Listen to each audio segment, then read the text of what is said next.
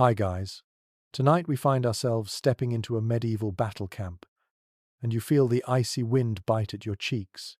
Before you even realize how thin your cloak island, the air smells of smoke, damp wool and sweat, and the dim canvas of tents stretches out before you like a sea of shadows. Already the sun is collapsing toward the horizon, and each moment brings another degree of cold. Soldiers shuffle past you, boots dragging through churned mud hardened by frost, and you notice their breath rising in cloudy plumes. You probably won't survive this, at least not with the warmth and comfort you've grown used to in your modern bed. But they did, night after night, in conditions that would make most of us crumble within hours. So, before you get comfortable, take a moment to like the video and subscribe, but only if you genuinely enjoy what I do here. And while you're at it, let me know your location and your local time in the comments. I always love seeing where and when you're listening. Now, dim the lights. You trudge deeper into the camp, your ears filled with the steady rhythm of hammers against wood, as makeshift stakes are driven into the earth to support sagging tents.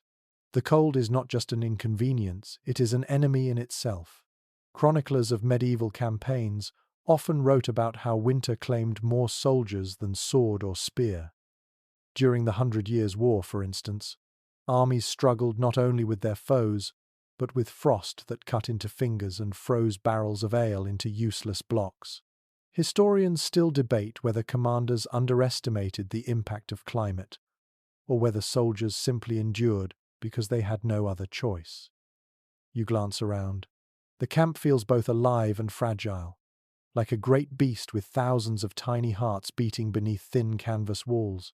Each tent is its own pocket of survival, no stronger than the men inside it. At dusk, when fires begin to flicker, you notice how quickly darkness reclaims the edges of the world. The sound of men muttering about the day's march, of cooks clanging pots, of horses stamping against the cold ground, all fills the space between the shivering silences.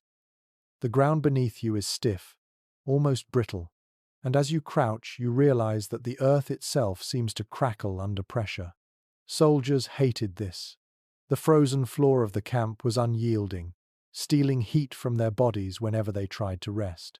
That's why some carried bundles of straw or bracken, though tonight you see many without such luxury, resigned to lie on bare ground. The firelight throws long orange shadows across faces, highlighting hollow cheeks and tired eyes. There's a curious detail whispered among them. Soldiers sometimes swore they could hear the earth groan beneath the frost, like a hidden monster waiting for weakness. It was probably just shifting soil and cracking ice, but when you're exhausted and half frozen, myths creep in easily. After all, isn't it easier to fear a monster than to accept the indifference of nature? As you move past the lines of tents, you notice their arrangement neat rows like a makeshift village, though one where no one intends to stay. Medieval commanders often placed tents with military precision, knowing order itself could keep morale from unraveling. And yet, some tents sag, patched with mismatched fabric, their ropes frayed. Inside, men prepare for the night with rituals of habit, wrapping cloaks, rubbing hands, whispering prayers. A few hold tiny wax candles, cupping them against the wind, shadows trembling across their faces. The soundscape grows layered, the crack of firewood splitting, the low murmur of Latin prayers from a priest walking among the ranks, the snort of horses restless with hunger. Somewhere, a group of men sing a bawdy song to distract themselves from the creeping frost. It's off-key, and the laughter that follows is forced, but you sense the desperate attempt to keep spirits alive. A soldier nearby mutters about how the Romans supposedly rubbed themselves with oil to stay warm. Another scoffs, claiming the Vikings slept in snowdrifts for fun. Historians still argue whether medieval soldiers genuinely believed these comparisons or simply used them as coping jokes. Either way, it's clear, humor was as much a shield as a spear. You pause to feel the cold more deeply. It settles in layers, not just in your skin but in your bones, in your breath. It doesn't rush, it seeps. The wool of your cloak itches, damp at the edges, barely holding warmth. The soldiers feel it too. Their faces are gaunt, their lips cracked. Fingers shake as they adjust straps and buckles. And yet, they endure. Because the camp is more than just canvas and cloth, it is the illusion of safety, the one fragile barrier between life and death in a winter war. You watch a boy, hardly older than 16, stamping his feet to keep circulation moving. He whispers something under his breath, likely a prayer to Saint Sebastian, patron of soldiers. His tent mate laughs, teasing him, but the boy continues anyway. Faith, after all, was another blanket against the night. And just beyond him, another man lies already sprawled in the dirt, cloak pulled over his head, too exhausted to care. That is the strange truth of these camps. Exhaustion often outweighed fear. When the body demands rest, even cold steel and colder winds cannot deny it. And so, as the first stars prick the sky, you realize the camp itself is falling into rhythm.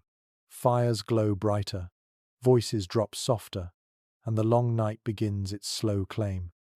The first fire sparks, and with it comes the desperate scramble for warmth. You huddle near a circle of men who are crouched low, striking flints against steel with practiced motions. Each strike releases a tiny burst of light, a momentary star against the suffocating dark. The sparks fall onto a nest of dry tinder twigs, straw, a shred of linen too worn to patch clothing, and the men blow carefully until smoke curls upward. At last, a faint flame trembles into existence, fragile as a newborn. You feel the small heat on your face, almost unreal against the biting wind. For medieval soldiers, this ritual was more than convenience, it was survival. Fire turned a frozen night into something tolerable. Chroniclers noted that during Edward III's campaigns, armies carried not only swords and pikes, but also sacks of flint and steel. A soldier could march without shoes, but without the means to light a fire, he would not last long. Historians still argue whether commanders formally distributed fire-starting supplies, or whether soldiers bartered and scavenged them like treasure. Either way, fire was as sacred as any relic. The flames spread quickly, small circles of light blooming across the camp, each surrounded by men holding out their hands, palms raw and cracked. The fires give off a mixture of smells: burning pine resin, damp straw sizzling, grease dripped from meat roasting over spits. Smoke lingers low, stinging your eyes. But no one complains, it is the perfume of survival. Around you, soldiers lean closer, faces glowing orange, eyes hollow with relief. One man pulls a chunk of salted pork from a sack and spears it on a stick, letting fat drip into the fire with a hiss. Another tosses dried peas into a pot, hoping for a stew by morning. The sound of sizzling flesh mingles with the soft chatter of voices, grim tales of battles past, crude jokes, murmured prayers. The fire draws them into a temporary family, a circle of light against the endless dark. You catch snippets of conversation, complaints about frozen boots, laughter at a comrade's snoring, whispers about whether the enemy will strike before dawn. And then, almost instinctively, the men shift their bodies outward, using their own shoulders and backs as a shield against the wind. The campfire becomes a shared hearth, every man responsible for guarding its fragile glow. In that arrangement lies a curious fact. Fire was not just heat, it was discipline. Soldiers who let a flame die were often punished harshly, for one extinguished fire could doom an entire group to misery. The sparks rise into the night sky, a spray of golden flecks carried by the wind. They drift upward until swallowed by the stars. You watch the men's eyes follow them, a momentary trance, as though each spark were a prayer rising heavenward. There is a strange, almost mystical quality in those brief glimmers, hope contained in seconds of light. Some medieval superstitions even claimed that sparks carried omens, predicting the course of tomorrow's battle. Historians still debate whether such beliefs were widely held or merely romantic inventions of later storytellers. But in this moment, you feel how easily a man might trust a spark when death and cold surround him. One soldier, his hands scarred from years of service, begins to tell a story about Alexander the Great's men, who supposedly carried portable braziers of coals across frozen steppes. Another insists it was the Mongols who perfected that trick, though no one here has ever seen a Mongol. The stories don't matter, the act of telling them keeps the fire company, and the fire, in turn, keeps the men alive. The glow spreads outward. Tents no longer seem like flimsy cloth, but like caves illuminated from within. The camp itself breathes differently now, every flicker of flame casting shadows of lances and helmets onto canvas walls. You realize how profoundly light changes everything. An army half dead from cold transforms into a living community with the strike of a flint. You lean closer, feeling the heat on your face while your back still freezes. That contrast was familiar to soldiers scalding on one side, numb on the other. Many simply rotated slowly like meat on a spit, giving each limb its turn at survival. One quirky tidbit you overhear: some men swore rubbing garlic cloves on their skin kept the cold out. Was it true? Likely not, but hope is its own insulation. As the night thickens, you hear the camp grow quieter. Fires burn steadily now, guarded by those too anxious to sleep. Beyond the circle, darkness deepens, full of rustling branches and the occasional distant howl of a wolf. You feel the tension. The enemy is not the only danger lurking in the night. And yet, inside this fragile ring of firelight, you sense a kind of defiance. The soldiers have not beaten the cold, but for now they have bought themselves a few hours of uneasy warmth. You crouch inside one of the tents, the cloth walls sagging as wind presses against them like an unseen hand. The canvas is coarse, stiff with age, and patched in more places than you can count. It smells of mildew, wet wool, and faint smoke from a nearby fire. The moment you step in, the cold shifts. It is not gone, merely muffled, softened like a growl turned into a whisper. The ground beneath you is unforgiving, hard earth slick with frost, and even the straw strewn across it cannot disguise the chill that seeps through. You realize this is what soldiers accepted as home during long campaigns: thin fabric and a prayer. Contemporary accounts make it clear that tents were issued sparingly. Officers and nobles received the sturdiest pavilions, often brightly coloured and grand enough to be mistaken for a lord's hall, while common soldiers shared low, cramped shelters of rough canvas.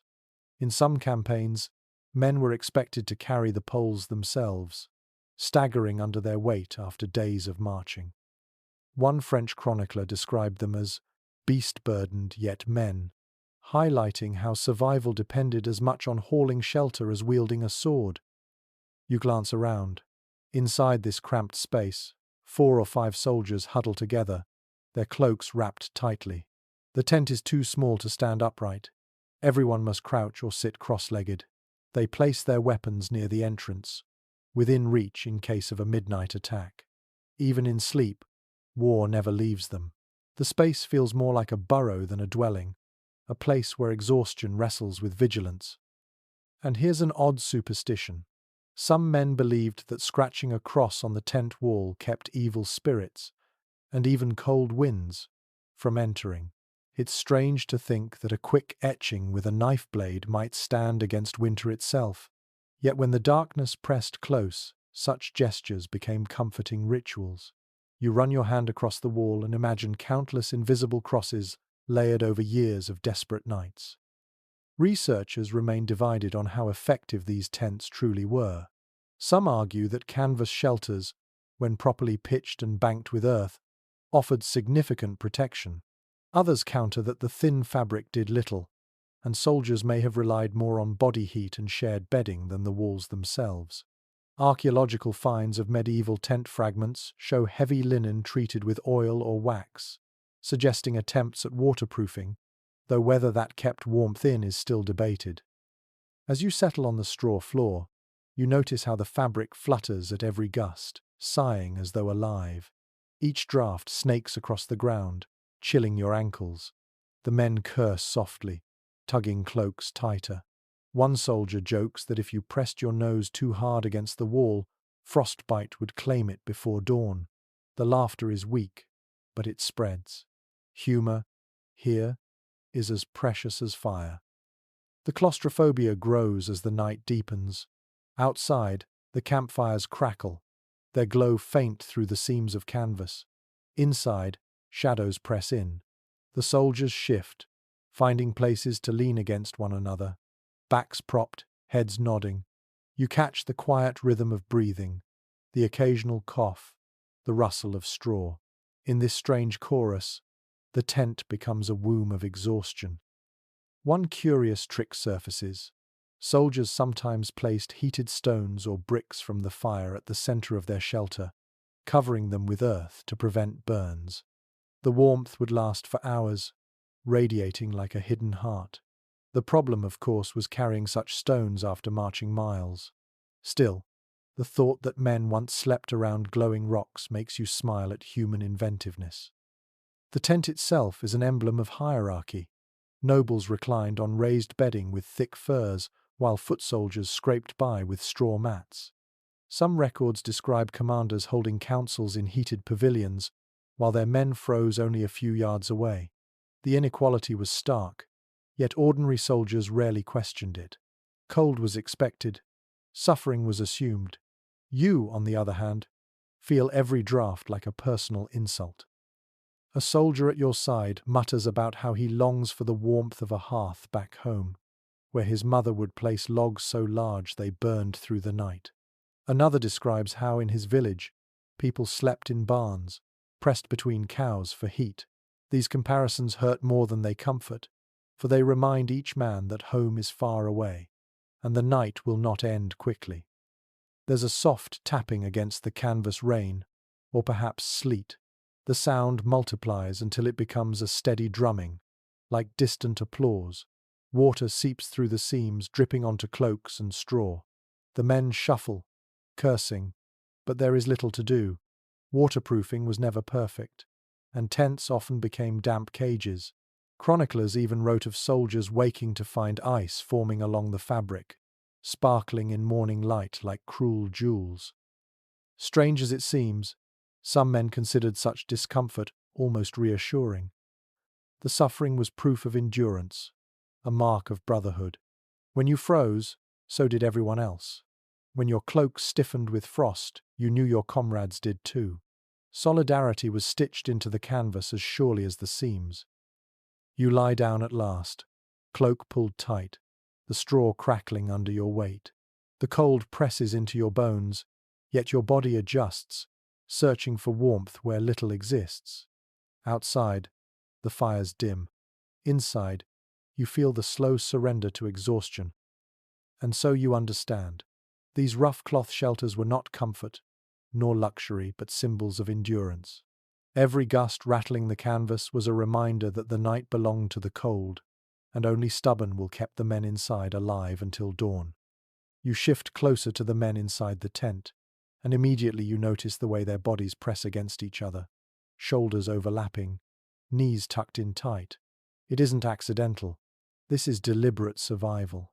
Soldiers knew instinctively that sharing body heat could mean the difference between waking up stiff but alive or not waking up at all. You lean into the circle, and the warmth from human contact, faint though it is, spreads like a hidden fire. Accounts from campaigns in Flanders and Germany describe men sleeping in pairs or groups, their cloaks pulled over all of them like one great blanket. Chroniclers noted the practice without judgment, just a simple fact of life. They didn't romanticize it, nor did they mock it. It was as necessary as food. Some officers even organized sleeping arrangements to ensure younger recruits shared with seasoned veterans, believing their endurance would somehow rub off through the night. An odd belief floated through some camps, that the closer you slept to a comrade's chest, the less likely you were to dream of death. Strange as it sounds, the mingling of breath, the sound of a heartbeat, and the weight of another body pressed close might have been enough to trick the mind into peace. One soldier once scrawled in a letter that he felt shielded by the very breath of my fellow.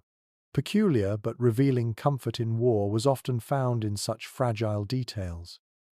Specialists in medieval military life still disagree over how organized these sleeping patterns were. Did commanders enforce them to maintain discipline, or did men naturally gravitate toward one another out of instinct? Some scholars suggest that enforced proximity reduced desertion, as no one wanted to abandon the man beside him in the freezing dark. Others argue the practice was spontaneous, an unspoken pact of survival rather than a military order. Whatever the truth, you can feel the practicality of it as you sit there, shoulder to shoulder, the shared warmth creeping into your bones. The closeness creates its own atmosphere. Breathing grows heavy, filling the tent with misty clouds. You smell unwashed wool, dried sweat, and damp straw, layered with the faint tang of smoke still clinging to their cloaks. It's not pleasant, but it is undeniably human. You notice how the men's bodies shift unconsciously, adjusting so that no one is left fully exposed. Feet press against calves, backs lean into chests, and even hands find pockets of warmth in the crooks of arms. A veteran murmurs a story about how, during a bitter winter siege, two men slept so tightly entwined that when one died in the night, the other didn't realize until morning. His voice drops quiet after this, and the tent falls into silence. It's morbid, yes, but you realize the story is less about fear and more about testament proof of how necessary closeness was, even in death. The way they arrange themselves also highlights hierarchy. Higher-ranking men might sleep with extra blankets or near small braziers, but common foot soldiers had little choice. Proximity was their only defense. In some places, they even pulled animals, dogs, goats, or chickens into tents for additional heat. It may sound ridiculous, but a warm body was a warm body, no matter its shape or smell. You feel yourself start to doze, lulled by the steady rhythm of collective breathing. Yet sleep here is never fully peaceful. Someone coughs, someone shifts, and outside the canvas walls, the wind howls. Every sound seeps in. You realize that when one man shivers, the tremor passes along the circle like a ripple. This unintentional harmony, this web of shared discomfort, is oddly reassuring. If one moves, all adjust. If one sighs, all breathe with him. One peculiar trick sometimes mentioned in journals: soldiers would rub snow on their faces before crawling into shared sleep. The idea was that the initial shock of cold would numb the body, making the warmth from others feel stronger by contrast. Was it effective?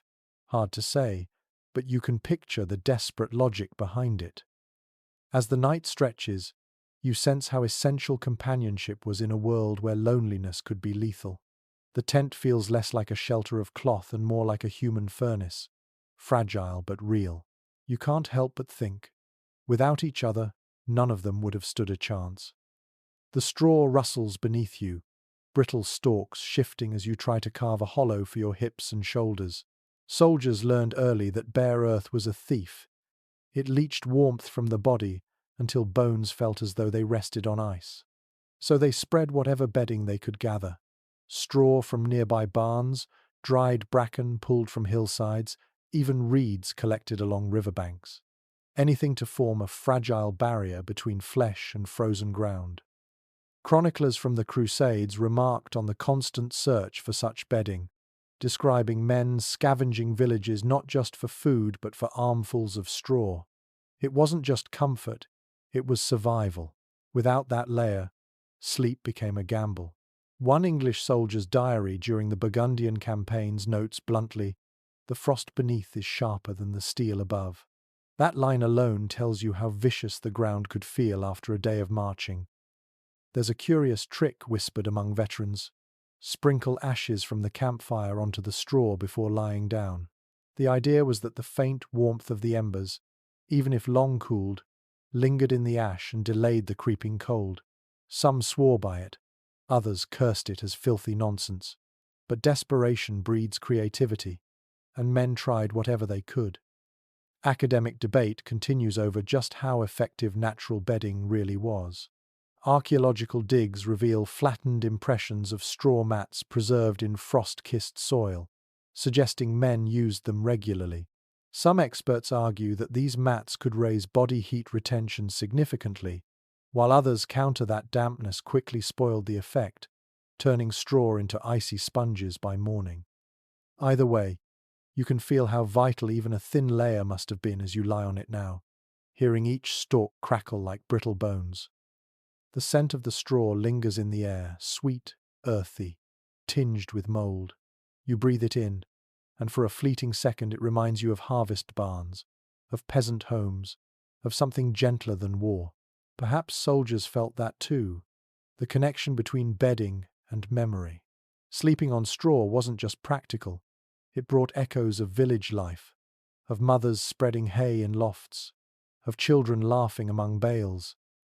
In a camp full of steel and fear, such associations might have softened the edges of misery. One man beside you boasts that he once lined his bedding with sheep's wool stolen during a raid. Another laughs, saying he spent a winter in Flanders lying on frozen turnip greens. They jest, but you can see the pride hidden beneath the idea that cleverness in bedding was as worthy as bravery in battle. Each man carried his own private catalogue of tricks, passing them along to younger recruits like secret recipes. As you shift again, you notice how the straw forms little pockets of warmth where your body presses deepest. It is uncomfortable, yes, but it is not unbearable. Your cloak spreads across it, adding another thin barrier. Soldiers often layered cloaks, blankets, and bedding until the ground almost disappeared beneath them. For the lucky ones, those who raided prosperous farms, furs might be piled beneath as well. Imagine the envy such luxury inspired. The floor of the tent is a living thing tonight. Straw crackles under every movement, rustles with every sigh. Outside, sleet rattles against canvas, but inside, the brittle bedding hums like a muted instrument. You close your eyes and imagine the countless backs, shoulders, and limbs that have pressed into straw just like this across centuries, each man fighting the same enemy, cold. One particularly strange custom surfaces in the stories. Soldiers sometimes mixed herbs like thyme or sage into their bedding, not only for fragrance but because they believed it warded off illness carried by the damp. Did it work?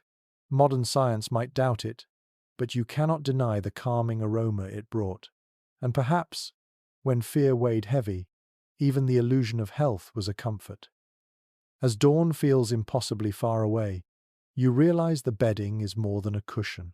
It is a battlefield in miniature, where men fought not against soldiers but against the merciless ground itself. Each stalk of straw, each leaf of bracken, each scrap of fur was a soldier's ally, small and humble, yet powerful enough to keep death waiting one more night. The cloak wraps tighter around your body, rough wool scratching your skin but holding in what little warmth you can muster. For medieval soldiers, cloaks weren't just garments, they were lifelines. By day they hung heavy, sometimes damp with rain, dragging across mud and thorns. But by night they transformed into blankets, tents, even pillows when folded just right. Without one, you were nearly naked against the cold. Most historians agree that soldiers rarely travelled without such cloaks. They were woven from thick wool, sometimes double-layered, and occasionally treated with oils or wax to repel moisture. A French knight might have a cloak lined with fur, rich and elegant, while a foot soldier carried one patched so many times it looked like a quilt of strangers' rags. Still, each cloak was indispensable, the one constant companion on campaign. A curious trick men practiced was to sleep with the cloak pulled over the head, creating a pocket of air that warmed with each breath. Of course, it also made breathing difficult, leading some to wake choking or dizzy. Others swore it worked better if you left a tiny gap near the mouth, just wide enough to sip fresh air while still trapping heat. You try it now, and though the air grows stuffy, you understand the temptation. Specialists continue to debate whether cloaks were truly effective in severe winters. Some argue that wool, even when damp, still retained insulating power, giving soldiers a chance against the frost. Others believe cloaks offered little more than psychological comfort, thin barriers delaying the inevitable chill. Archaeological finds of worn fragments suggest both truths. Cloaks worked, but only if maintained, and many soldiers owned ones too threadbare to serve well. Inside the tent, the soldiers fidget constantly, adjusting their cloaks like restless birds fluffing feathers. One pulls his entirely over his knees, curling tight. Another spreads his wide to cover two comrades at once. You can feel how each fold, each tug, is part of a private war against the creeping cold. The fabric rasps against your fingers, stiff in places where mud dried into ridges. Yet when you burrow deeper, it smells faintly of lanolin, earthy and oddly comforting. A veteran near you mutters that in his village, men used their cloaks as bedding for livestock before sleeping in them themselves.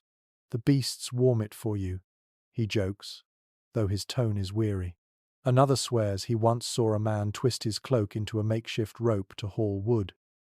It seems these garments were endlessly versatile, their uses limited only by desperation. You stretch out, cloak pulled over chin to ankle, and realize how much the mind depends on these scraps of fabric. They are not perfect, they don't erase hunger or fear, but the cloak is something to grip when nothing else shields you. It becomes a boundary, a line between your body and the pitiless night. Without it, you would feel naked not just to the cold but to despair itself. Somewhere in the camp, a voice recites a psalm, the words muffled but steady.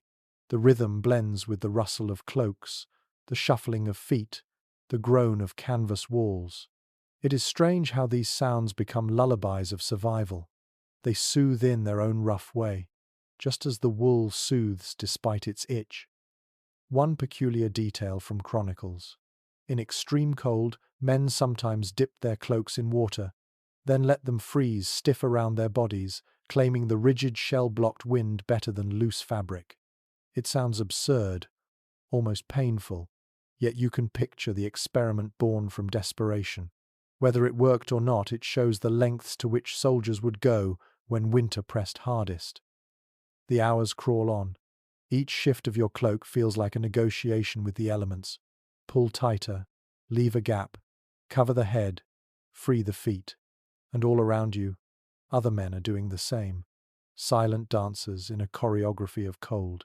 You drift in and out of drowsiness, the wool scratching, the warmth fleeting, but the knowledge that the cloak still holds you together makes sleep possible at all. The smell of stew drifts faintly through the camp, and your stomach clenches even before your mind registers it. Somewhere nearby, soldiers crouch around a blackened pot, stirring with spoons carved from wood. The broth is thin, greasy, and suspiciously dark, but in this cold, it might as well be a royal feast. Food was warmth, not only in spirit but in body. A hot meal could push back the night better than another layer of straw ever could.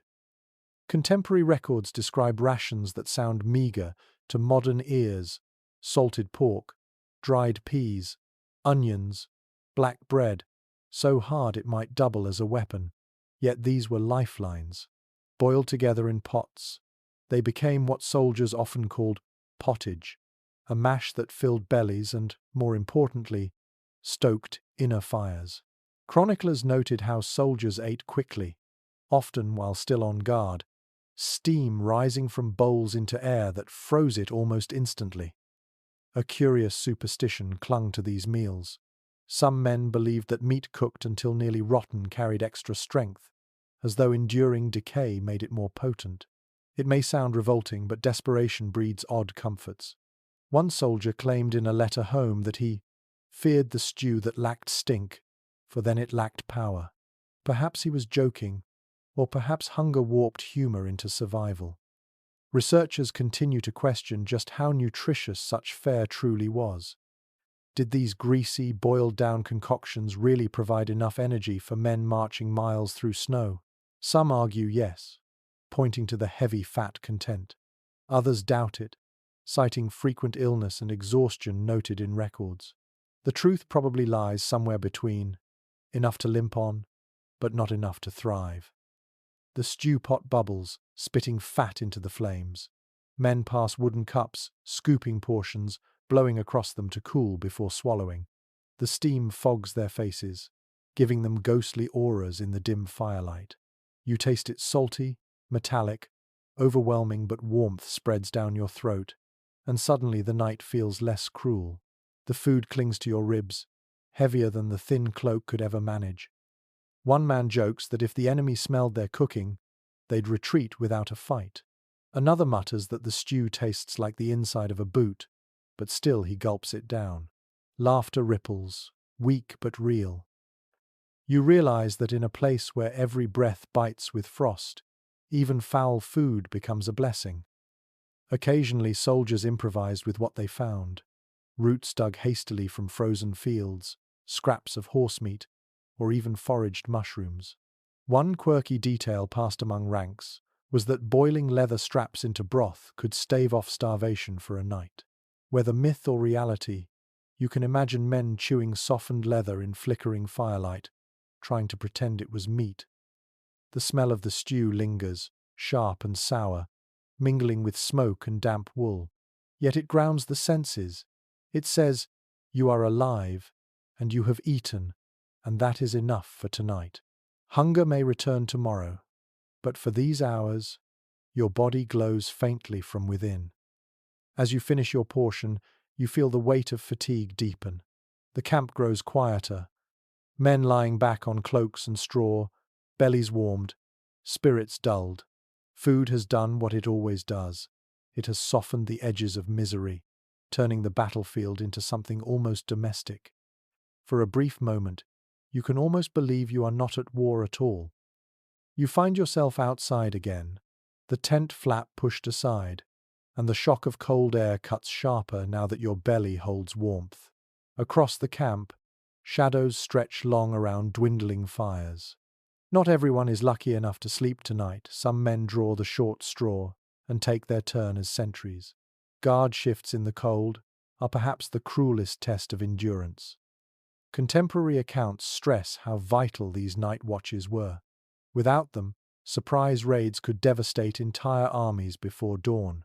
At Crécy, chroniclers describe English archers posted through the night, stamping their feet in the frost while their comrades snored. A sleeping camp was a vulnerable camp, and commanders knew it. Yet they also knew the misery these men faced. Eyelids heavy, fingers stiff, minds wandering as the hours stretched endlessly. One peculiar belief whispered among soldiers was that whistling during guard duty invited evil spirits, or worse, drew enemy arrows. So, sentries often stood in absolute silence, mouths clamped shut, relying only on gestures or quiet taps to communicate. Imagine the eerie quiet of dozens of men staring outward, watching the dark, while a whole army slumbered behind them. Scholars remain divided on whether watch rotations were strictly enforced or left to soldiers' initiative. Some sources suggest commanders punished neglect with death, even for nodding off. Others argue that in smaller forces, men trusted each other more loosely, taking turns in a rhythm born of fatigue rather than strict orders. Either way, the risk was real. A single careless moment could doom thousands. You walk toward a sentry at the edge of camp. His outline is sharp in the torchlight, but his breath clouds white with every exhale. He shifts from foot to foot, boots crunching on frost. His spear leans against his shoulder, fingers tapping the shaft in a futile attempt at warmth. You see him blink long and hard, fighting sleep. The silence is thick, broken only by distant creaks of wood, the occasional stamp of a horse, or the mournful howl of a wolf echoing from some unseen hill. To stay awake, some men chewed leather straps, biting down until their jaws ached. Others rubbed snow on their faces, a shock to the senses that left skin burning. A few even jabbed themselves with knife points, small nicks on the thigh to jolt the body with pain. Cruel methods, but better than drifting into dreams where the enemy could slip unseen through the dark. The sentry beside you mutters a prayer under his breath, a rhythm that doubles as both devotion and distraction. He shifts his grip on the spear, eyes sweeping the horizon. The land beyond the camp is a blur of shadows, the moon only a faint smear behind clouds. Every movement, every rustle, could be the wind or something worse.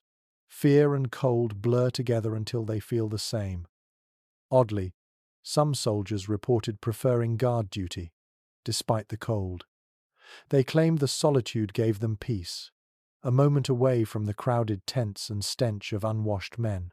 One diary even mentions a guard describing the night as a cathedral of frost, where silence was the sermon. Romantic, yes, but perhaps it captures the strange clarity of standing alone in the freezing dark. The hours drag. You stamp your feet like the others, shake your arms, try to keep circulation flowing. Every second feels stretched, and yet you know dawn will come eventually. Behind you, the camp murmurs in uneasy sleep, trusting these scattered figures at its edges. Ahead, the dark looms, indifferent and endless. And so, the guard's task becomes more than watching for enemies. It is also a battle against himself, against drowsiness, against despair, against the creeping suspicion that nothing lies out there at all. But he endures, as all soldiers must, for in the cold of a medieval night, vigilance was as essential as fire. The cold gnaws deeper as the hours crawl, but the camp finds one more tool to dull its bite: ale and wine. You watch as soldiers gather around a barrel, dipping wooden cups or hollowed horns into the dark liquid. The drink splashes and foams, sharp with sourness, but no one complains. In this bitter night, warmth from within matters more than taste.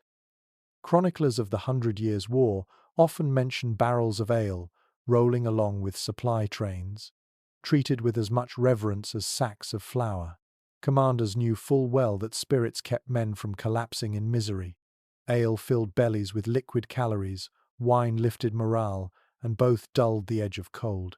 One account from a Burgundian force even notes that rations were measured more carefully than arrows, a telling priority in the harsh months of campaign. There was also a curious belief whispered among ranks that drinking wine before sleep guaranteed dreams of victory.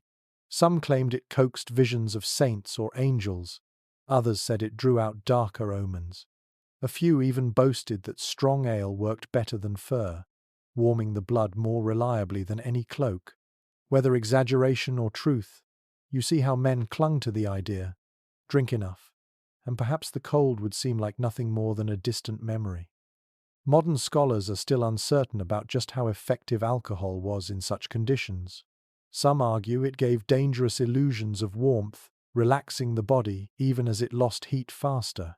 Others counter that in moderation, it provided calories and numbed pain, making it at least a short-term aid. The debate remains unsettled, but the fact is clear. Soldiers turn to drink as surely as they turn to fire. You take a sip, and the burn travels down your throat into your chest, spreading like a small torch inside you.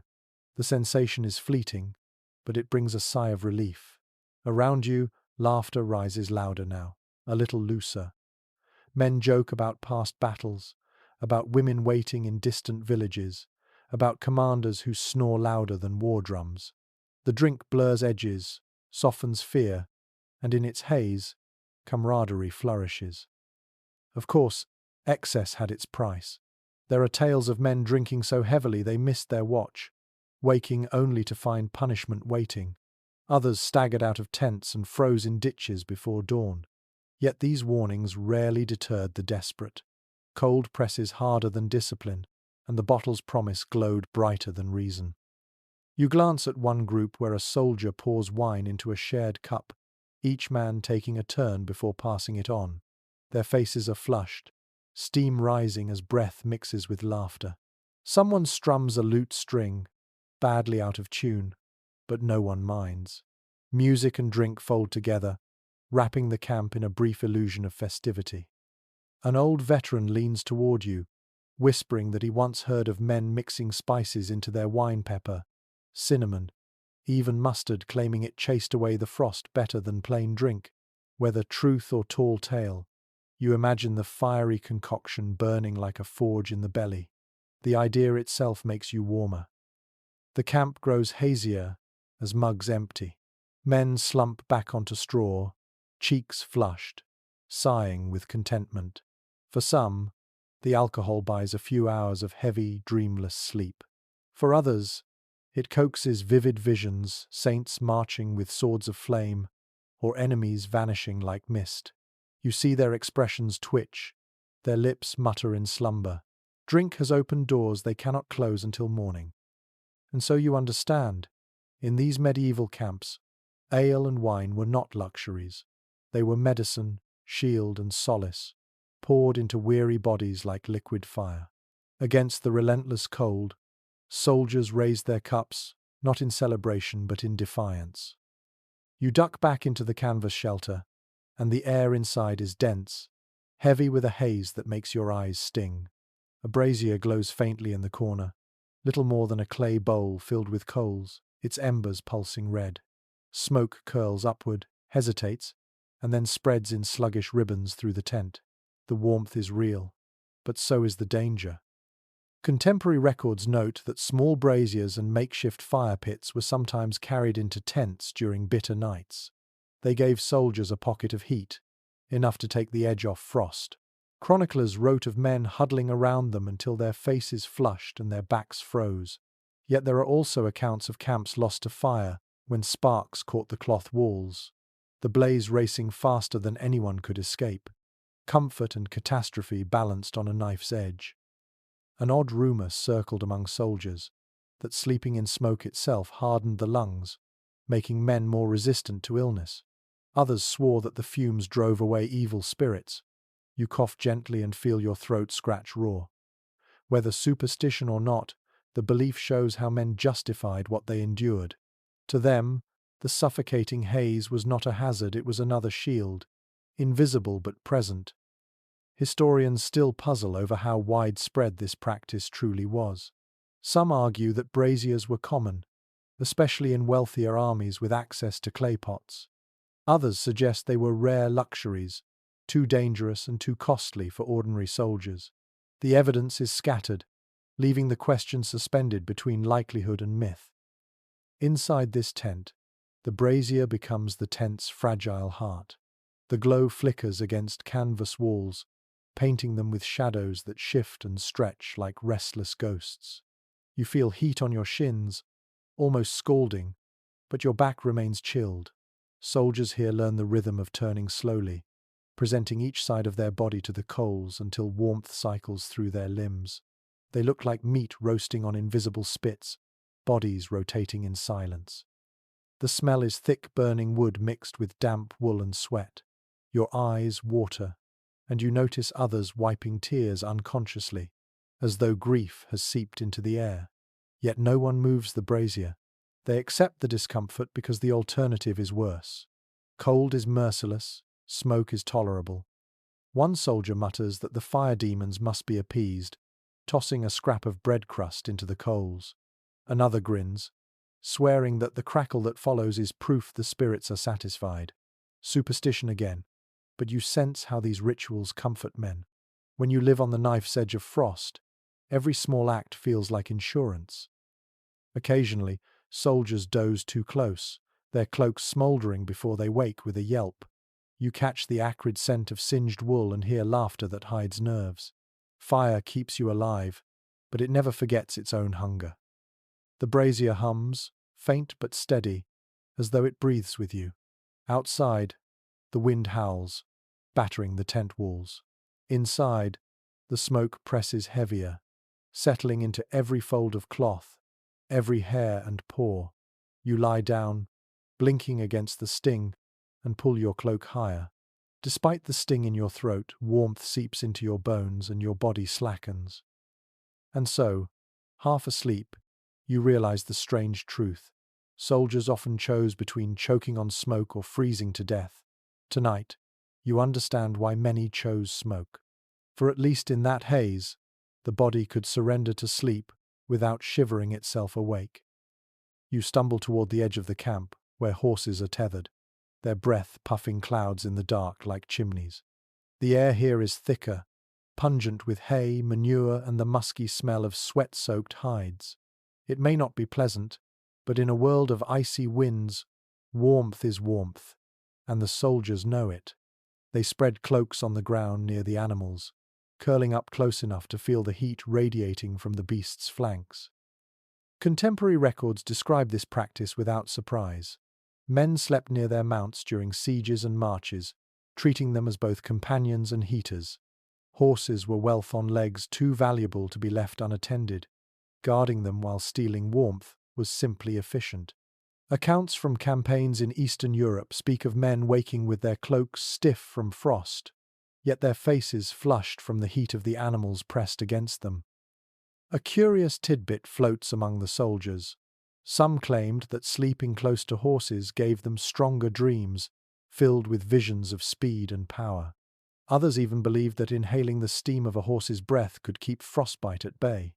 Odd ideas, perhaps, but in the half-light of a freezing camp, imagination warms where wool fails. Specialists remain uncertain how widespread this habit was. Some argue it was common only among cavalry, who were bonded to their mounts. Others suggest even infantry sought out animal company, oxen, mules, or even pigs whenever possible. Archaeological evidence is thin, leaving the matter unsettled. But the stories persist, woven into chronicles and songs of men who swore that a horse saved them from death more than once. You ease closer, and the horse beside you shifts, stamping once before settling again. Its flank radiates heat, a steady furnace masked by damp hair. You press a hand against its side, and feel the slow rise and fall of its breath. The rhythm is calming, almost hypnotic. Other soldiers murmur nearby, already half asleep, their bodies nestled between hay and hooves. The animals snort occasionally, the sound startling but familiar. The smell is unavoidable, acrid and thick, but you notice how the soldiers don't flinch. To them, it means life. Better to reek of manure and survive than to smell clean and freeze. One veteran nearby chuckles that he once shared a blanket with a mule and never slept warmer. The younger recruits grimace, but you can see their envy. You watch a soldier drape his cloak over both himself and his horse's neck, as though cloaking them together against the night. He whispers into the animal's ear, words you cannot catch. Perhaps it is a prayer, perhaps gratitude. Bonds forged in battle stretched beyond men. Beasts too were companions in suffering. An old story rises in memory of Cossacks who claimed a man could survive nights on the steppe only by lying beneath his horse, the animal's body sheltering him like a tent. Whether exaggerated or not, the image fits here, where men lean into their mounts as though they were family. As you curl up in the hay, the heat is undeniable. The soundscape is different from the tents here. It is snorts, chewing, the rhythmic swish of tails. It feels strangely peaceful, a barn transplanted into war. Your body relaxes in the animal warmth, even as the stink clings to your cloak. And so you realize, in these frozen camps, survival blurred the lines between man and beast. Horses were not just transport, not just instruments of war. They were living furnaces, guardians of warmth, companions against the endless cold. The night stretches on, and when at last a grey sliver of dawn pushes against the horizon, the camp stirs to misery. You push yourself upright, cloak stiff with frost, and the first thing you notice is your boots. They are no longer pliant leather but frozen shells, stiff as wood. Soldiers curse under their breath as they wrestle their feet into them, stamping hard until cracks spread across the stiffened surface. Contemporary reports highlight this constant struggle. Shoes and boots soaked by snow and mud during the day would freeze solid overnight. Men woke to footwear so rigid they had to soften it by the fire, risking burns to leather and skin alike. Chroniclers from the Baltic campaigns note that some soldiers carried boots inside their cloaks while they slept, hugging them to keep them warm against their chests. An awkward solution, but less cruel than shoving numb toes into ice.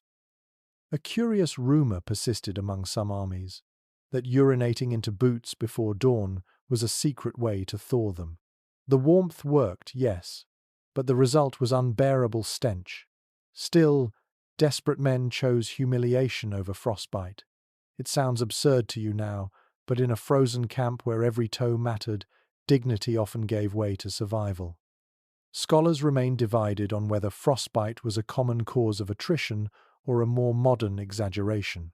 Some records mention soldiers losing toes and fingers regularly. Others are oddly silent, suggesting commanders did not always deem such losses worth noting. The truth likely lies between silence and screams. Archaeology has uncovered bones with evidence of amputations, though whether caused by battle or frost is uncertain. You watch men stamping their feet, trying to force life into them. The sound is rhythmic. Thud, thud, thud, a chorus of boots against earth. Some rub their feet fiercely. Others beg comrades to help tug on stiff leather. The smell of scorched hide drifts from fires where boots are held too close, blackening in the flames. A few unlucky ones discover splits in the soles, icy mud waiting to seep in once the march resumes. The misery leaks into voices. A man mutters that he'd rather march barefoot than wear these frozen coffins. Another scoffs, warning that bare feet would blacken by noon. A third shrugs, saying at least the enemy's steel would be kinder than this frost. Their gallows humor masks real fear. You glance at their faces, lips cracked, noses red, eyes heavy with exhaustion. The boots are just another weapon the winter wields against them. Odd little tricks circulate. Some men stuffed straw into their footwear to trap heat. Others lined boots with scraps of wool or animal fat, believing grease slowed the frost. One even claims to have tucked hot coals inside for a moment before slipping his feet in. The burns on his toes prove that tricks folly, but desperation breeds experiments. As the camp begins to wake fully, the frozen boot ritual repeats everywhere, soldiers hopping on one foot, tugging straps, stamping until the leather softens slightly. Horses snort impatiently, sensing movement. Commanders shout for haste, though they too struggle with stiff riding boots. The morning is a symphony of curses, laughter, and the dull percussion of leather meeting earth. You wiggle your toes inside your own pair, numb, but still there. Relief washes over you, for in this camp, keeping your boots, keeping your feet, means keeping your life. And so, with every painful stomp, soldiers remind themselves, the cold will not win, not today. Even if the boots feel like prisons, they are the only barrier left between flesh and frost. As the camp quiets again, you notice another kind of movement, tiny shapes, skittering through the straw, slipping beneath cloaks, darting toward the leftover crumbs near the brazier. Rats. You hear them before you see them, their claws scratching faintly on wood and canvas, their bodies rustling through bedding. Soldiers groan, swat at them half-heartedly. But the vermin are as much a part of the camp as the men themselves. Accounts from medieval sieges often mention swarms of rodents thriving in winter camps. Food was scarce, but scraps were inevitable, and the warmth of bodies drew vermin like a beacon. Chroniclers described men waking to find gnawed bread, chewed bootstraps, and even rats tugging at cloaks in search of crumbs. Rodents carried disease, yes, but they also represented one more discomfort in nights already heavy with frost. There was a curious superstition that rats stole not just food but heat. Soldiers swore the creatures crept into blankets, soaking up warmth before darting away. Some even claimed that if you woke cold in the night, it meant a rat had stolen your warmth away. You smirk at the absurdity, but lying here, feeling the faint twitch of movement near your feet, you understand how easily such beliefs took root. Experts still debate whether rodent infestations were worse in winter or summer. Some argue that cold drove vermin closer to humans, while others insist that disease outbreaks were more frequent in the heat. The archaeological record is thin, though gnawed remains of leather gear suggest rats never respected the seasons. One soldier beside you growls, hurling a stone at the corner where a pair of glowing eyes vanish. Another curses when he finds holes chewed through his pack. A third, oddly amused, claims rats are good omens. They stay where warmth remains, he says. So if they sleep with us, the fire has not gone out. The others laugh bitterly. But you sense the truth hidden in the jest. Even vermin could be twisted into symbols of endurance. You lie back and listen to the chorus of sounds, the crackle of embers, the sigh of wind through canvas, and the constant, subtle scratching of tiny claws. It is maddening, yes, but it is also oddly soothing, a background hum that proves life still exists in the frozen night. The rats are survivors too, thriving where men struggle. Perhaps their persistence mirrored the soldiers' own. One quirky method surfaces: men sometimes set traps with hardened cheese rinds, but more often they simply let dogs loose among the tents. Puppies brought from villages served dual roles: companions and rat hunters. Soldiers even tied bells to their collars, the jingling a sign that another thief had been caught. Yet, despite these efforts, the rats always returned. The mingled smells of smoke, sweat, and straw are now pierced by the sharper scent of rodents, musky and sour. It clings to the air, a reminder that no camp was ever clean, no night ever free from intrusion. You imagine trying to sleep while whiskers brush your cheek or claws scuttle across your chest. Soldiers must have grown used to it or pretended to. As you shift your cloak tighter, you hear squeaks fade into the distance, replaced by the steady rhythm of breathing men. Oddly enough, the camp feels almost alive because of it, a tangled ecosystem of soldiers, animals, and vermin, all huddling against the same relentless cold. And so you realize, even in the depths of a medieval winter camp, survival wasn't a solitary battle. It was shared not only with comrades but with creatures that thrived in the shadows, stealing crumbs, stealing warmth, yet reminding men that life, in its many forms, always found a way to persist. The cold is sharp, but from somewhere in the camp rises a softer sound song. At first it is faint, just a single voice humming into the dark, but soon others join. The melody wavers, cracked by exhaustion and chill, yet it carries warmth that even fire cannot provide. Soldiers settle closer to the embers, their faces shadowed, their voices weaving into one. Contemporary accounts make it clear that music was a constant companion in medieval armies. Chroniclers wrote of marching songs, bawdy tavern tunes reshaped for campfires, and ballads of saints and heroes murmured before sleep. One source from the Burgundian Wars describes soldiers singing quietly in chorus, so that the night might pass less bitter. The words often changed, but the act itself remained constant song as survival. An odd tradition appeared in some ranks. Singing in low voices was believed to confuse spirits wandering at night, as if music masked the scent of living men. Others whispered that harmonizing together lulled not only comrades but the very air, softening the bite of the wind.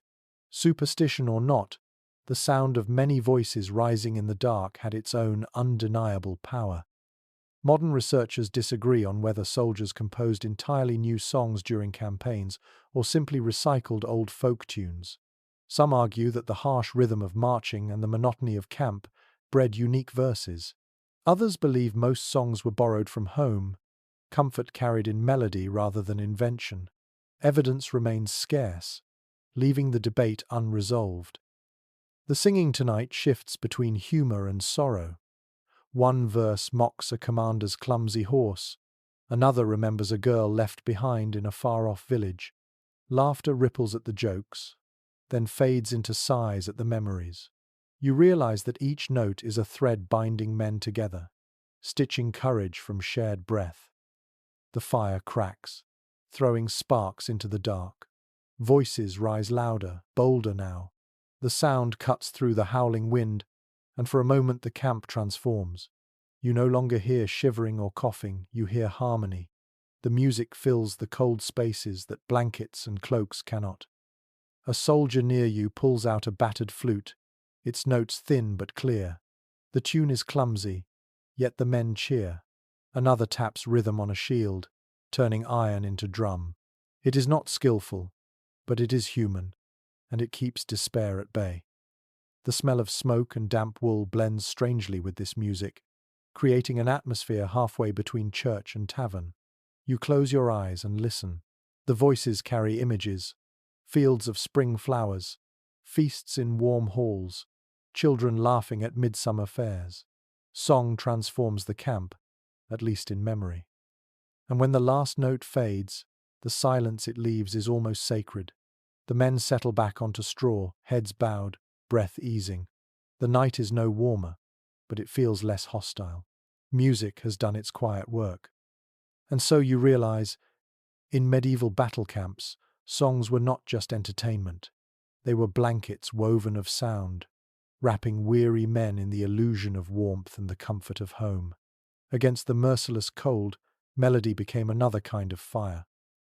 The fire dies lower, the songs fade, and soon only the sound of men shifting in uneasy sleep remains. You lie among them, listening to the occasional snore, a muffled cough, the creak of leather straps as someone rolls over. But rest here is not peaceful. Dreams are jagged, twisted by memory and fear. Soldiers thrash, mutter, sometimes cry out. The cold is not the only enemy of sleep. The mind itself wages war in the dark. Chroniclers of medieval campaigns mention this often in passing. Men would wake trembling, shouting about battles that had not yet happened, or visions of foes already slain. One English scribe noted that the ground was alive with nightmares, each man wrestling shadows in his sleep. Such descriptions reveal how exhaustion, hunger, and terror bled into the few hours when bodies sought rest. Among soldiers, a peculiar belief grew that nightmares were warnings, omens sent by saints or demons. Some swore that dreaming of falling swords meant death the next day. Others claimed visions of fire promised victory. You hear one man mutter in his sleep, fists clenched as though gripping a phantom blade. His comrade nudges him gently, whispering, "Peace, brother, it is only a dream." Yet both men know the weight of those dreams will linger come dawn. Modern scholars are still unsure how to interpret these restless nights. Were nightmares simply the natural result of trauma and cold, or did soldiers genuinely see them as supernatural messages? Some argue that medieval belief systems left no boundary between body, mind, and spirit. Dreams were as real as waking. Others caution against romanticizing, suggesting men were simply plagued by fevers, poor food, and icy ground. The truth, as usual, may lie between. You close your eyes and drift too, and soon the cold slips away. In its place comes the clang of steel, the shriek of horses, the endless roar of war drums. Even here, safe in story, you feel how easily the brain replays terror. A man beside you jerks awake with a strangled cry, panting as though he's been running. He rubs his face, mutters a prayer, then curls back down into the straw, cloak tight, seeking sleep again. One odd practice emerges among these nights. Men sometimes exchanged amulets or talismans before sleeping, convinced that carrying a holy relic or even a pebble blessed by a priest kept dreams at bay. Others swore by sleeping with a dagger beneath the cloak, blade facing outward, as if the mere presence of steel kept spirits away. Whether effective or not, the ritual gave them a sense of control. The tent fills with small noises of unrest, teeth chattering, limbs twitching, sudden gasps. It is as if the whole camp breathes in fragments, never fully at peace. Yet the strange thing is, even nightmares serve a function. They exhaust the mind, burning out anxiety, leaving men too drained to resist sleep again. By morning, most barely recall what visions haunted them. You shift on the straw, your body aching but still drawn into uneasy dreams. Around you, the camp mutters in its collective slumber, a chorus of restless souls. The night is cruel, but somehow, despite the fear and the shadows, soldiers still wake alive at dawn, and that is all that matters. The night is deep, and a faint bell tolls in the distance. A figure moves slowly among the tents, robes brushing the frosted ground, voice low in Latin prayer. A priest. His presence is quiet but deliberate, blessing the shelters, sprinkling a few drops of holy water onto canvas walls, whispering words that blend with the crackle of dying fires. For soldiers, faith was as much a shield as steel or wool. Chroniclers recorded that clergy often travelled with armies, tending both to the sick and the fearful. They were there not only for mass at dawn, but for the long, dreadful nights when men wondered if they'd survive till morning. One French account describes a priest pacing camp with a lantern, murmuring psalms over sleeping soldiers, so that the cold of night might not be joined by the chill of the devil. Religion wrapped itself around every moment, even the act of sleep. There was a curious belief that a tent blessed by holy water was warmer, as if sanctity itself warded off frost. Some swore they felt the difference immediately, that prayers stitched invisible walls thicker than cloth. Skeptics, of course, mocked the notion. But when you're shivering in the dark, what harm is there in hoping the divine will share its warmth? Academics still debate the role of priests in daily camp life. Some argue their influence was limited, confined to rituals before battle. Others insist they were woven into the rhythms of survival, offering solace during long campaigns when morale faltered. The evidence is scattered, found in snippets of letters and sermons, leaving room for interpretation. You watch the priest stop by a tent, raising his hand in blessing while the soldiers inside murmur their thanks. The glow of his lantern throws gentle light over rough faces, transforming hardened men into something childlike, just for a moment. The sound of prayer softens the camp, as though faith itself hushes the wind.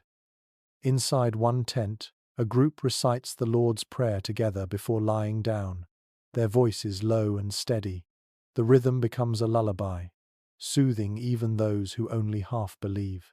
For others, prayer is more personal.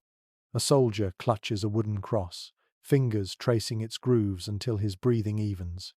Another whispers a plea to Saint Martin, patron of soldiers, asking for warmth and safety.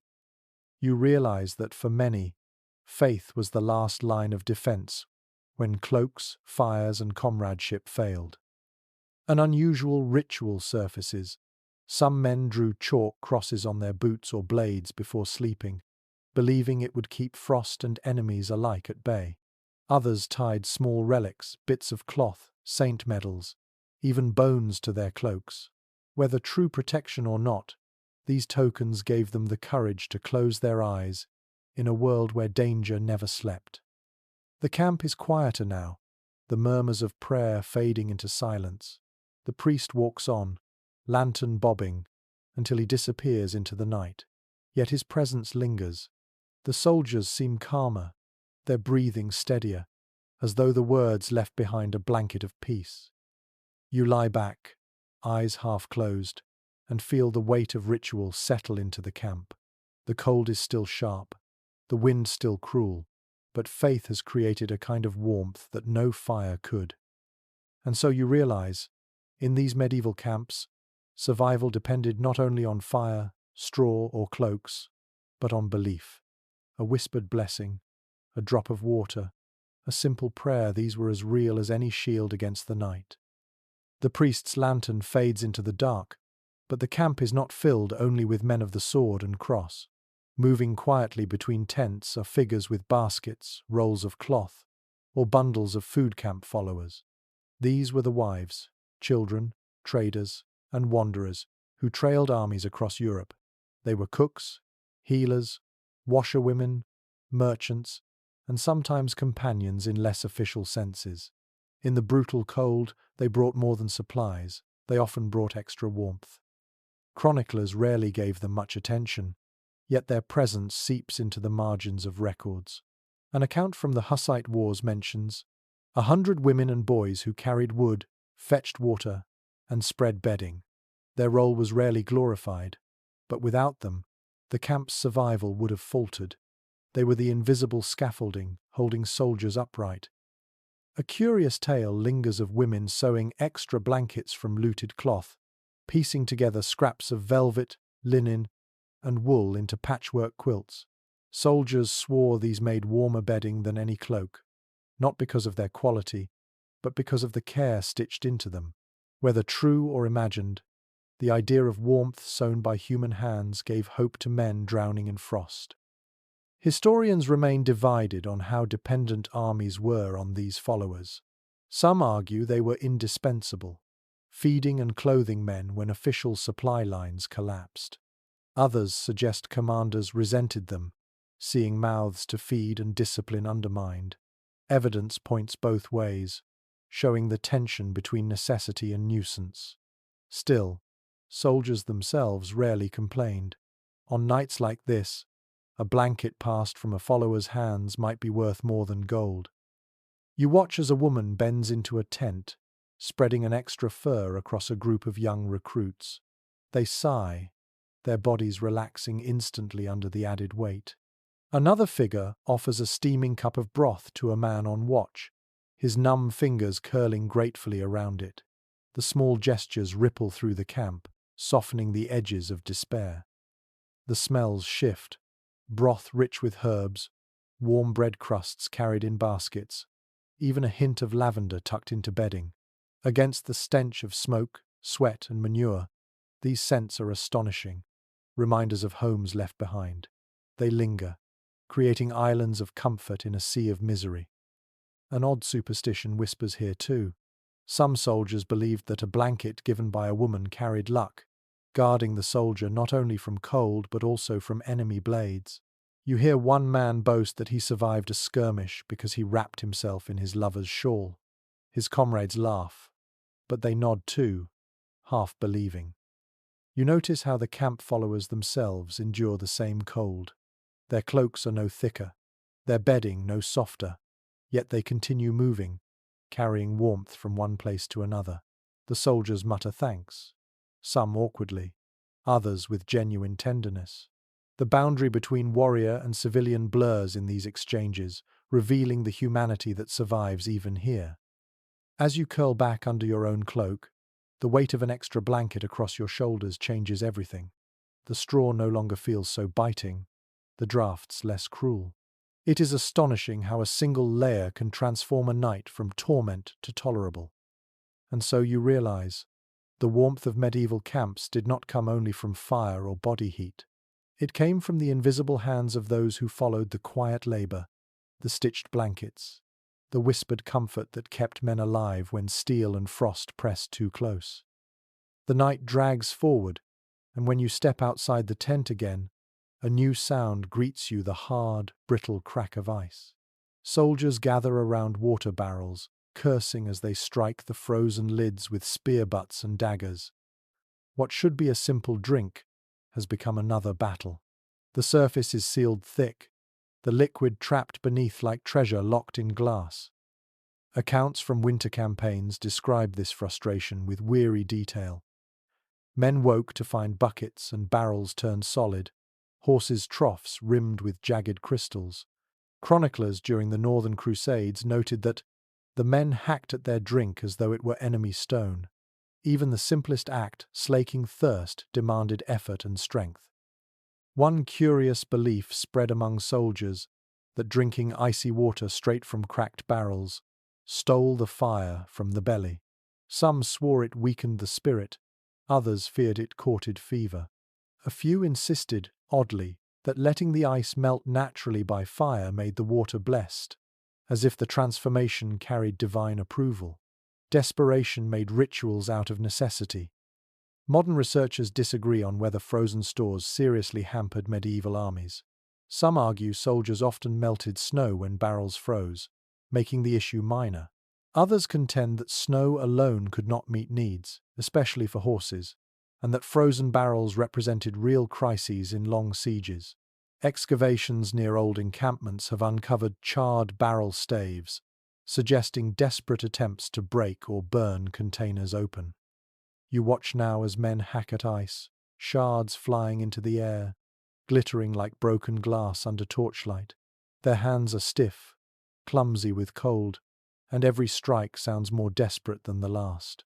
When they finally break through, the water that gushes out is colder than stone, biting at their throats as they gulp. Yet they drink eagerly, even if they wince afterward. Thirst is its own enemy. Some try clever tricks. One soldier lowers hot stones from the fire into a bucket, steam rising in sudden clouds. Another stirs the surface with an iron blade, as though churning might soften it. A third simply smashes his mug through the crust, scooping ice shards like soup. Around them, laughter mingles with curses, a rough soundtrack to survival. The camp smells of wet wood now, water spilling over frozen ground, mixing with mud and ash. Horses neigh impatiently, their muzzles plunging into troughs, breaking ice with teeth. Steam rises from their nostrils as they drink, and the sound of lapping water fills the cold silence like music. One soldier mutters that the ice is punishment for sins, God freezing their drink as penance. Another claims it is proof that even nature serves the enemy, seeking to weaken them before battle. Belief twists around every obstacle, turning hardship into meaning. Perhaps that itself was a form of warmth. You crouch, cup a handful of the melted water, and sip. It stings, numbing your teeth, but refreshes too. You shiver, then smile at the contradiction something so bitter can still give life. That is the lesson of these camps. Survival is never sweet, but it is survival all the same. And so you understand. Frozen barrels were not just an inconvenience. They were a nightly reminder that winter itself was a foe to be fought, as relentless as any army. Each crack of ice, each gulp of freezing water, was proof that men endured battles even when no enemy stood before them. Snow begins to fall, soft at first, then thick and heavy, blanketing the camp in a muffled silence. The flakes catch in the firelight, swirling like pale sparks, settling on cloaks and tents until everything glows white. You'd think soldiers would curse it, but some smile faintly, for they know snow has its strange uses. It was not only an enemy, it could be a shield. Contemporary sources from northern campaigns describe an odd practice: banking snow around tents. Men shoveled drifts against canvas walls, piling them high as if constructing crude fortifications. The snow, packed tightly, acted as insulation, keeping wind from slipping inside and sometimes even trapping warmth. Chroniclers of the Teutonic Order mention soldiers joking that snow is the one ally who will not betray. It is strange to picture, but practical nature's misery turned into protection. A curious superstition took root among some troops that sleeping under snow itself preserved life. They whispered stories of men who dug shallow pits, buried themselves beneath white blankets, and woke warmer than those left in the open. To outsiders it sounded like madness, yet in certain places it mirrored truth. Snow, dense and still, could insulate like fur. You try brushing your hand into a drift, and indeed the air beneath feels less biting than the wind above. Historians still dispute how often soldiers truly relied on snow as shelter. Some insist it was common in alpine passes, citing tales of men digging hollows like foxes. Others argue these stories are exaggerated, borrowed from peasant lore or even from Viking traditions.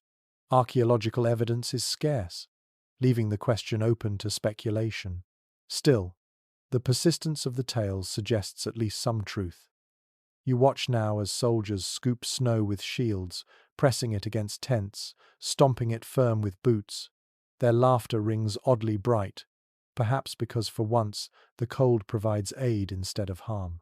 The walls of white rise higher, sealing in flickers of firelight, making each tent a glowing mound in the dark. From a distance, the camp looks less like an army and more like a scattered village of snow lanterns. Inside one tent, the difference is immediate. Drafts weaken, the canvas stiffens, and the air feels less raw. The men sigh, their shoulders loosening. One boasts that his grandmother taught him this trick, recalling winters when farmers burrowed into haystacks or snowdrifts to ride out storms.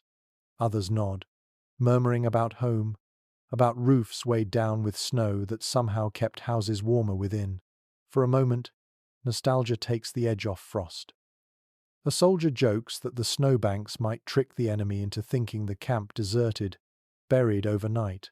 Another adds that if the enemy attacked, they'd waste arrows shooting at white mounds. The humor is clumsy, but it spreads, warming the air almost as much as the fire.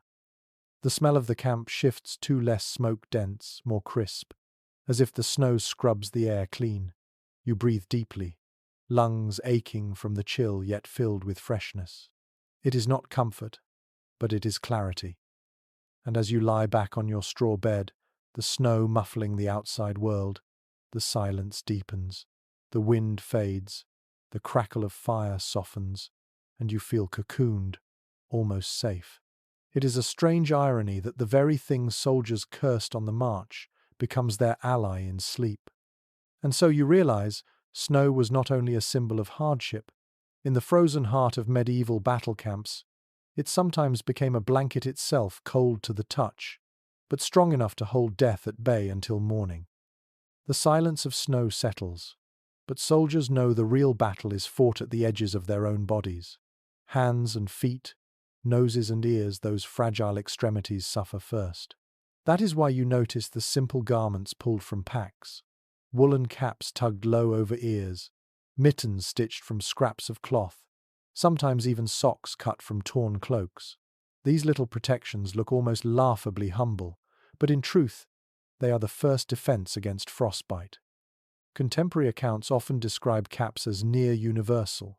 Knights wore hoods under their helmets during the day, but at night those same hoods, lined with fur or padded linen, served as sleeping gear. Chroniclers remark that a man who keeps his head covered will live longer than one who keeps his sword sharp. The wisdom was blunt but sound. Warmth lost from the head was warmth gone forever. Among the ranks lingered a peculiar trick. Some soldiers stuffed mittens with chicken feathers or scraps of moss, believing it created pockets of insulation. Others rubbed their hands with animal fat, convinced it sealed out the cold. You imagine greasy fingers gripping a sword at dawn, sticky but spared from cracking. Strange solutions, yet often the strange ones endure. Modern experts are still uncertain how effective these simple garments were. Some argue wool alone, damp and threadbare, could not prevent frostbite in harsher climates. Others point to evidence from peasant life, where similar caps and mittens carried families through winters. Surviving textiles unearthed in graves suggest these accessories were widespread, though whether soldiers had consistent access to them remains debated. You watch men adjusting their caps, pulling fabric down until only eyes peek out. The wool is rough, itchy against skin, but the relief it brings is unmistakable. A soldier flexes his fingers inside mittens, blowing into them before settling down. Another uses a spare mitten as a pouch, filling it with embers to warm before slipping it back on. The smell of singed wool quickly fills the tent, but the grin on his face says it was worth it. The soundscape shifts, less coughing, fewer complaints, replaced by the muffled shuffling of fabric. Caps muffle voices, mittens dampen gestures, so even conversation feels softer, as though the camp has been wrapped in padding. You realize how these small garments not only insulated flesh, but dulled the raw edges of the night itself. A veteran tells a story of losing 2 fingers during a siege when he foolishly went without mittens. His voice carries no drama, just weary warning. The younger recruits listen, tugging their own hand wraps tighter. Fear, here, is education. One curious superstition floats through the tents, that knitting a cap with uneven stitches brought better luck, because imperfection tricked evil spirits into leaving the wearer alone. You picture crooked hats bobbing in firelight, symbols of both warmth and faith. You lie back, cap pulled over ears, mittens clenched beneath your chin. The itch of wool is sharp, but it anchors you, reminding you of warmth trapped within. You realize that in a camp where everything feels immense, the howling wind, the endless dark, sometimes the smallest things save you. And so you understand, caps and mittens were not luxuries. They were survival stitched in humble loops of yarn and scraps of cloth. Against the medieval winter, these tiny garments stood as quiet warriors, shielding the most vulnerable parts of the body from a merciless night. The snow outside glitters faintly under a waning moon, but here in the camp, the ground is not always trusted. Some soldiers, weary of wind slicing through canvas, choose a different solution. They burrow. With knives, with shields, even with bare hands, they dig shallow hollows in the earth, carving out dugouts where frost cannot cut so deeply. You follow them, crouching low, as they disappear into pits half covered with branches and cloth. Writings from the Baltic Crusades mention men scooping earth into mounds, then lying inside like foxes in dens. The soil, though cold, held warmth better than air. Chroniclers observed that The ground swallows the wind, and the man sleeps hidden. Not glamorous, perhaps, but effective. Buried in dirt, soldiers traded dampness for insulation. One peculiar tale lingers. Some men lined their dugouts with animal dung, believing it trapped heat like plaster. Disgusting, yes. But when faced with death by frost, a little filth seemed a small price. Letters from soldiers rarely boasted of bravery in battle, but some proudly described clever hiding places where they outwitted winter itself. Scholars remain uncertain about how widespread these improvised shelters were. Some argue they were common among poorly supplied armies, particularly in the north. Others suggest only the most desperate dug like moles, since effort alone could exhaust already weakened men. Archaeological digs occasionally uncover strange depressions in ancient campsites, shapes too neat to be natural fueling the debate. You step into one of these hollows, and the difference is startling. The wind muffles instantly, sound deadened by the earth walls. The smell of damp soil rises thick and rich, mingling with the faint sweetness of rotting leaves. The ground beneath you is softer than frozen straw, yielding slightly as you lower yourself. The chill is still there, but less vicious, muted by the earth's embrace. Soldiers inside tuck branches across the top, layering cloaks, straw, even spare shields to form crude roofs. Smoke from a tiny fire curls upward through cracks, vanishing into the night. The dugout glows faintly, a hidden ember in a sea of frost. You hear their voices low, hushed, reverent, almost as though this space is sacred. Perhaps, in a way, it island. One man recalls how peasants in his village dug root cellars to keep vegetables alive through winter. Another nods, saying the earth itself is a mother hard but protective.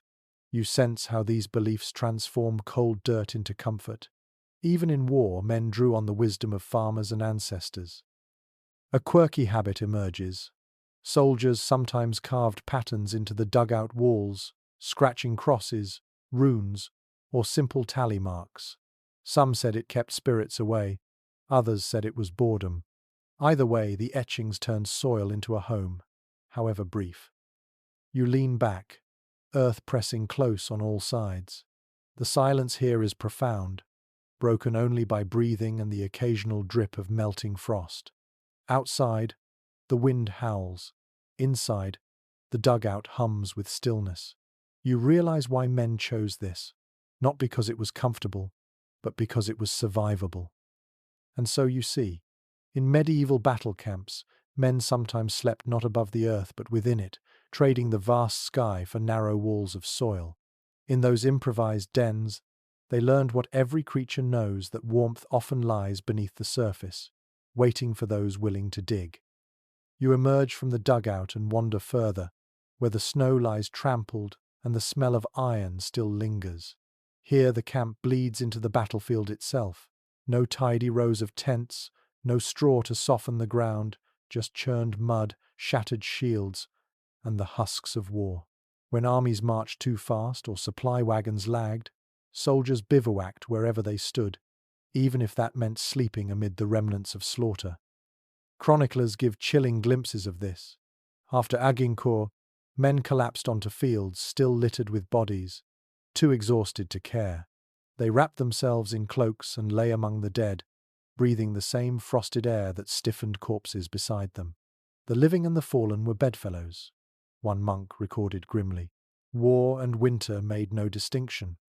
A peculiar superstition crept into such nights, that lying beside a corpse lent warmth. Some soldiers believed the dead held heat for hours, and desperate men curled near them, whispering apologies or prayers. To modern ears it sounds grotesque, yet in that moment it was simply practical. Warmth mattered more than revulsion. Historians argue about how common this practice truly was. Some insist these tales were moral exaggerations penned by clerics horrified by soldiers' brutality. Others point to repeated accounts across different campaigns, suggesting that necessity forced such choices more often than we'd like to imagine. Archaeological digs, showing campsites littered with shallow graves, seem to lend weight to the darker stories. You kneel now, the ground cold and slick with half-frozen mud. Around you lie abandoned weapons, a dented helm, a splintered spear, a broken crossbow string stiff with frost. The silence here is heavier, broken only by crows and the wind. Soldiers curl on cloaks, heads resting on shields, bodies pressed together for warmth. Some mutter prayers, others sleep without sound, their exhaustion drowning even nightmares. The smell is unmistakable, metallic, earthy, sharp with decay. You pull your cloak tighter, but it cannot keep that scent out. You imagine the soldiers doing the same, hiding their faces against fabric, pretending the field is just another camp. In the dark, illusions help. One man tells a story of a comrade who refused to lie down on such ground, fearing ghosts would steal his soul. He sat upright all night, shivering until dawn, while the others slept warmer beside him. His stubbornness cost him his health, though his conscience remained clear. Belief, it seems, could kill as surely as cold. Around you, faint torchlight flickers. The flames cast jagged shadows over corpses, blurring the line between living and dead. You hear a soldier laugh hoarsely, saying the enemy keeps him company even in sleep. No one responds. Laughter, here, is a fragile mask. The night presses in, and you sense how the battlefield transforms into something uncanny. The ground feels alive with memories, with echoes of steel and screams. Yet fatigue overwhelms even dread. When a body aches enough, when cold gnaws deep enough, men close their eyes no matter what surrounds them. And so you realize, in medieval warfare, sleep was not always granted in safety. Sometimes it came on open fields, among corpses, with the stink of death as blanket and shield. In those moments, survival meant more than endurance. It meant surrendering to exhaustion, even when fear whispered that the ground itself was cursed. The battlefield fades behind you as you return toward the camp's edge. Torches gutter along the perimeter, their flames bending in the wind. They do more than light the night, they cast long, uneasy shadows. You stand beside one, and the flickering glow paints your form tall and thin across the frozen ground, as though you've become a wavering phantom. Around you, other shadows dance and lunge, grotesque in their movements, shaped by cloth and steel. Chroniclers often describe the eerie atmosphere of camps lit by torchlight. Some called it beautiful, a sea of trembling fire marking civilization's outpost against the wilderness. Others wrote of dread, saying the shadows reminded men of restless spirits. At Nicopolis, one scribe recorded, "The flames guarded us, but their children frightened us more than the enemy." Torches comforted and unsettled in equal measure. An odd belief held that torchlight could confuse demons wandering at night, making them mistake shadows for real soldiers. Men sometimes placed extra torches in empty corners of the camp, a trick to fool both spirits and human foes into thinking the force was larger. Whether superstition or strategy, the practice reveals how light became both weapon and ritual. Scholars debate how effective torchlines were as defense. Some argue they blinded attackers approaching from dark fields, while others suggest they made camps easier targets, visible for miles. Archaeological finds of charred stakes hint at deliberate arrangements, but no clear consensus exists. The flickering perimeter remains a mystery, half practical, half psychological. You walk along the boundary and feel how the torch's warmth fades quickly, leaving only smoke and the faint hiss of burning pitch. Yet the light is powerful. It transforms the night, turning strangers into silhouettes and companions into wraiths.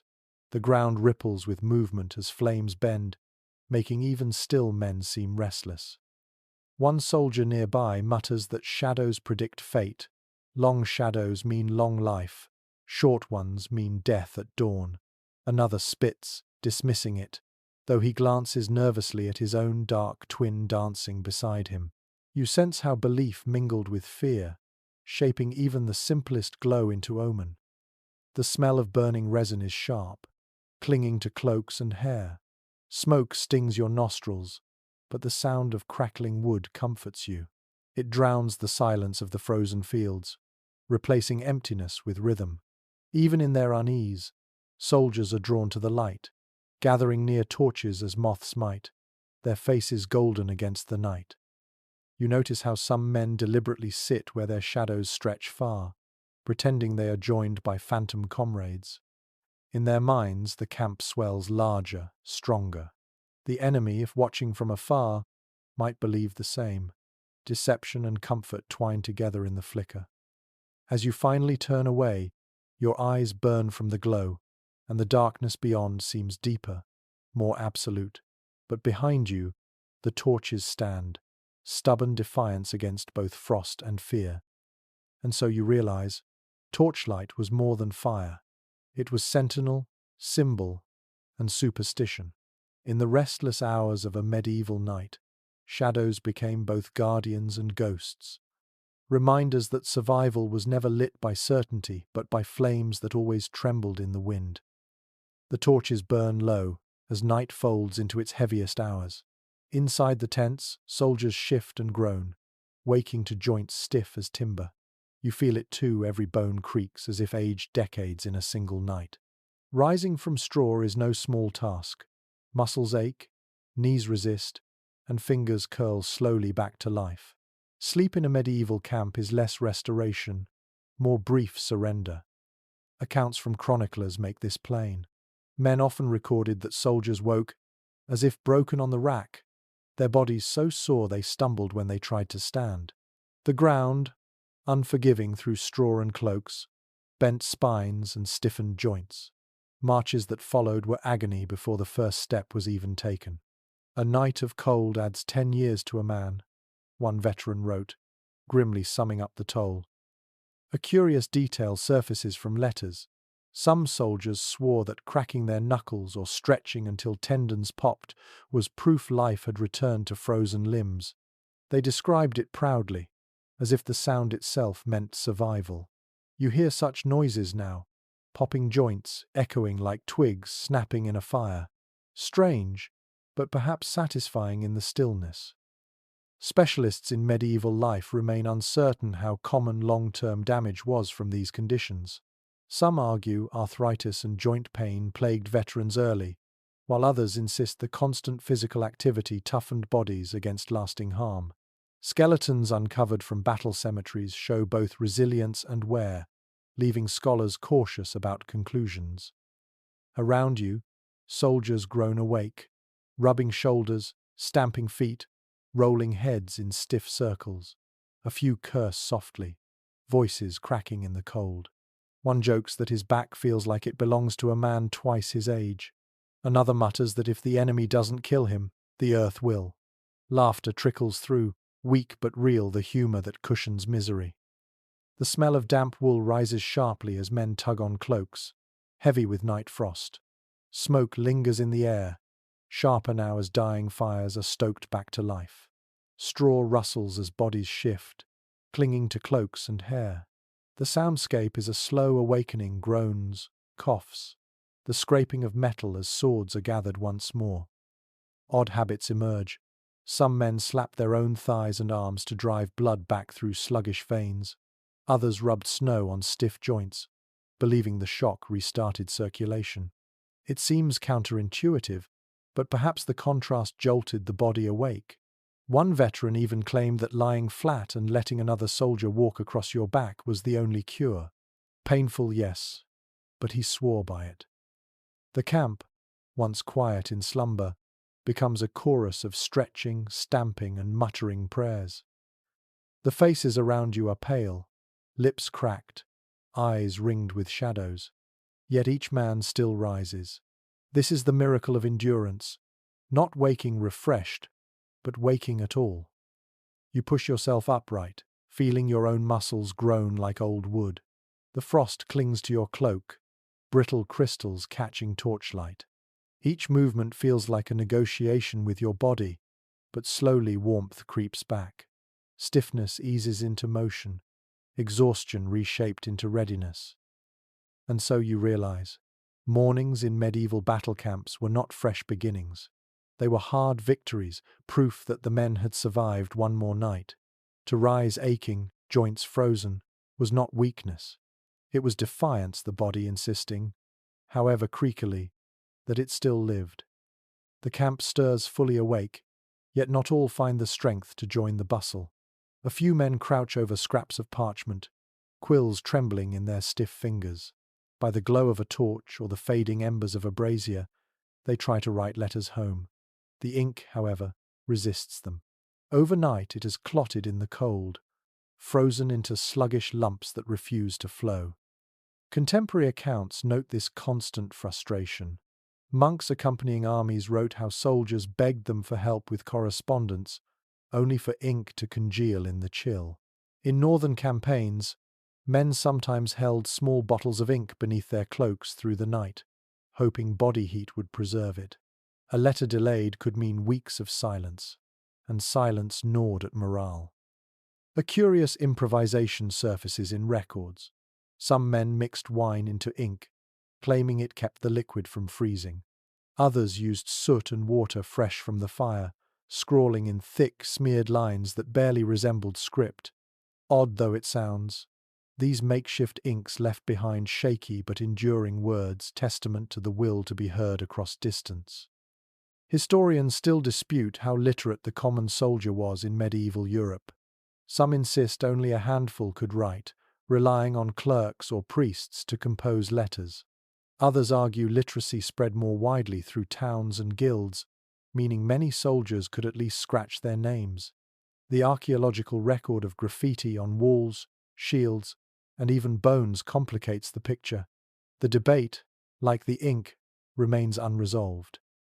You lean closer, watching a young recruit struggle. His quill scratches weakly, letters breaking where ink freezes mid-stroke. He blows on the page, breath misting in the air, but the words blur regardless. Across from him, another soldier curses softly, shaking a hardened inkwell before throwing it aside.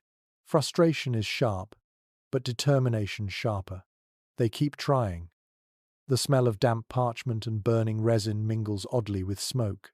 You imagine how these letters carried warmth of their own, news from wives, prayers from mothers, promises from sweethearts.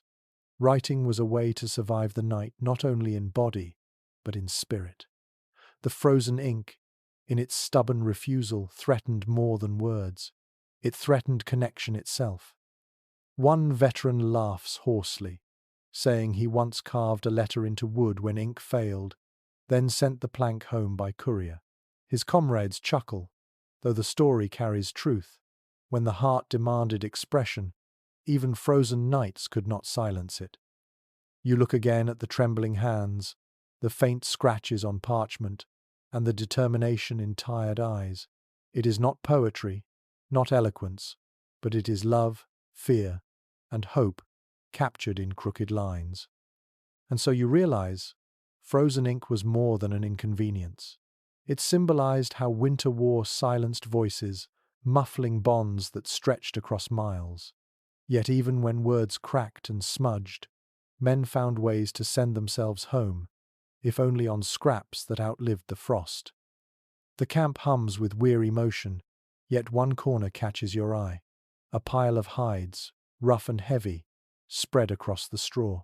Soldiers crowd there eagerly, tugging at scraps of fur as if drawing lots. These are not elegant garments cut by tailors, but crude animal skins, trophies from raids, spoils from hunts, or traded goods scavenged from villages. In a world where wool cloaks and canvas tents often failed, furs were priceless currency. Contemporary records from winter campaigns emphasize this hierarchy of warmth. Nobles slept under fox or sable, sometimes layering several pelts together, while common soldiers fought over coarse sheepskin or goat hides. One Burgundian source grumbles that fur kept lords as kings by night, while peasants froze as servants. Yet when fortune allowed, even a strip of hide could transform misery into comfort. A curious tidbit survives in soldiers' lore. Some swore that sleeping under horsehide gave strength, the spirit of the beast passing into the man. Others believed wolf pelts carried protection against fear itself, a reminder that if wolves survived the wild, so could they. You run your hand over the stiff edge of a hide, and it smells faintly of smoke and musk, the animal lingering long after its death. Historians still discuss how common such furs truly were in military camps. Some argue they were rare luxuries reserved for knights and officers. Others note accounts of raids specifically targeting livestock for hides, suggesting they filtered down to ordinary men more than once. Archaeological finds of cut animal skins near encampments hint at their regular use, though the scale remains uncertain. You crouch beside a group of soldiers arranging their bedding.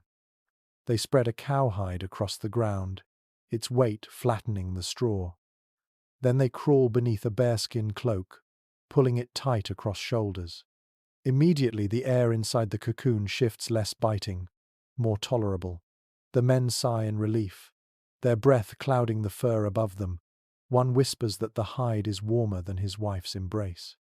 Laughter ripples, small but genuine. The soundscape is different here. Less groaning, fewer coughs. The furs smother noise as much as they trap warmth. You hear the soft rasp of fur against wool, the quiet shuffle of men tucking edges beneath bodies. The tent smells of lanolin, leather, and damp hair, strange but oddly comforting compared to smoke and sweat alone. An odd custom is mentioned in one chronicle. Some soldiers stitched coins or charms into hides, believing the metal drew luck or warmth. Others left bits of straw or herbs inside, convinced it kept vermin away. Whether superstition or practicality, these gestures turned skins into talismans as much as bedding. One man near you boasts he once stripped a boar in the forest and slept inside the skin itself. The younger recruits gag at the idea, but his grin says it worked. Another nods, recalling hunters in his village who did the same. It may sound grotesque, but survival has little patience for elegance. You lie back on a sheepskin, the coarse wool prickling but undeniably warmer than straw. The weight of the hide presses heavy, anchoring you, making the cold outside feel like a distant threat. The fire crackles faintly beyond the canvas, but here in the fur's embrace, you realize how precious such spoils must have been. And so you understand. Animal hides were more than plunder. They were lifelines, warmth harvested from the wild or from war itself.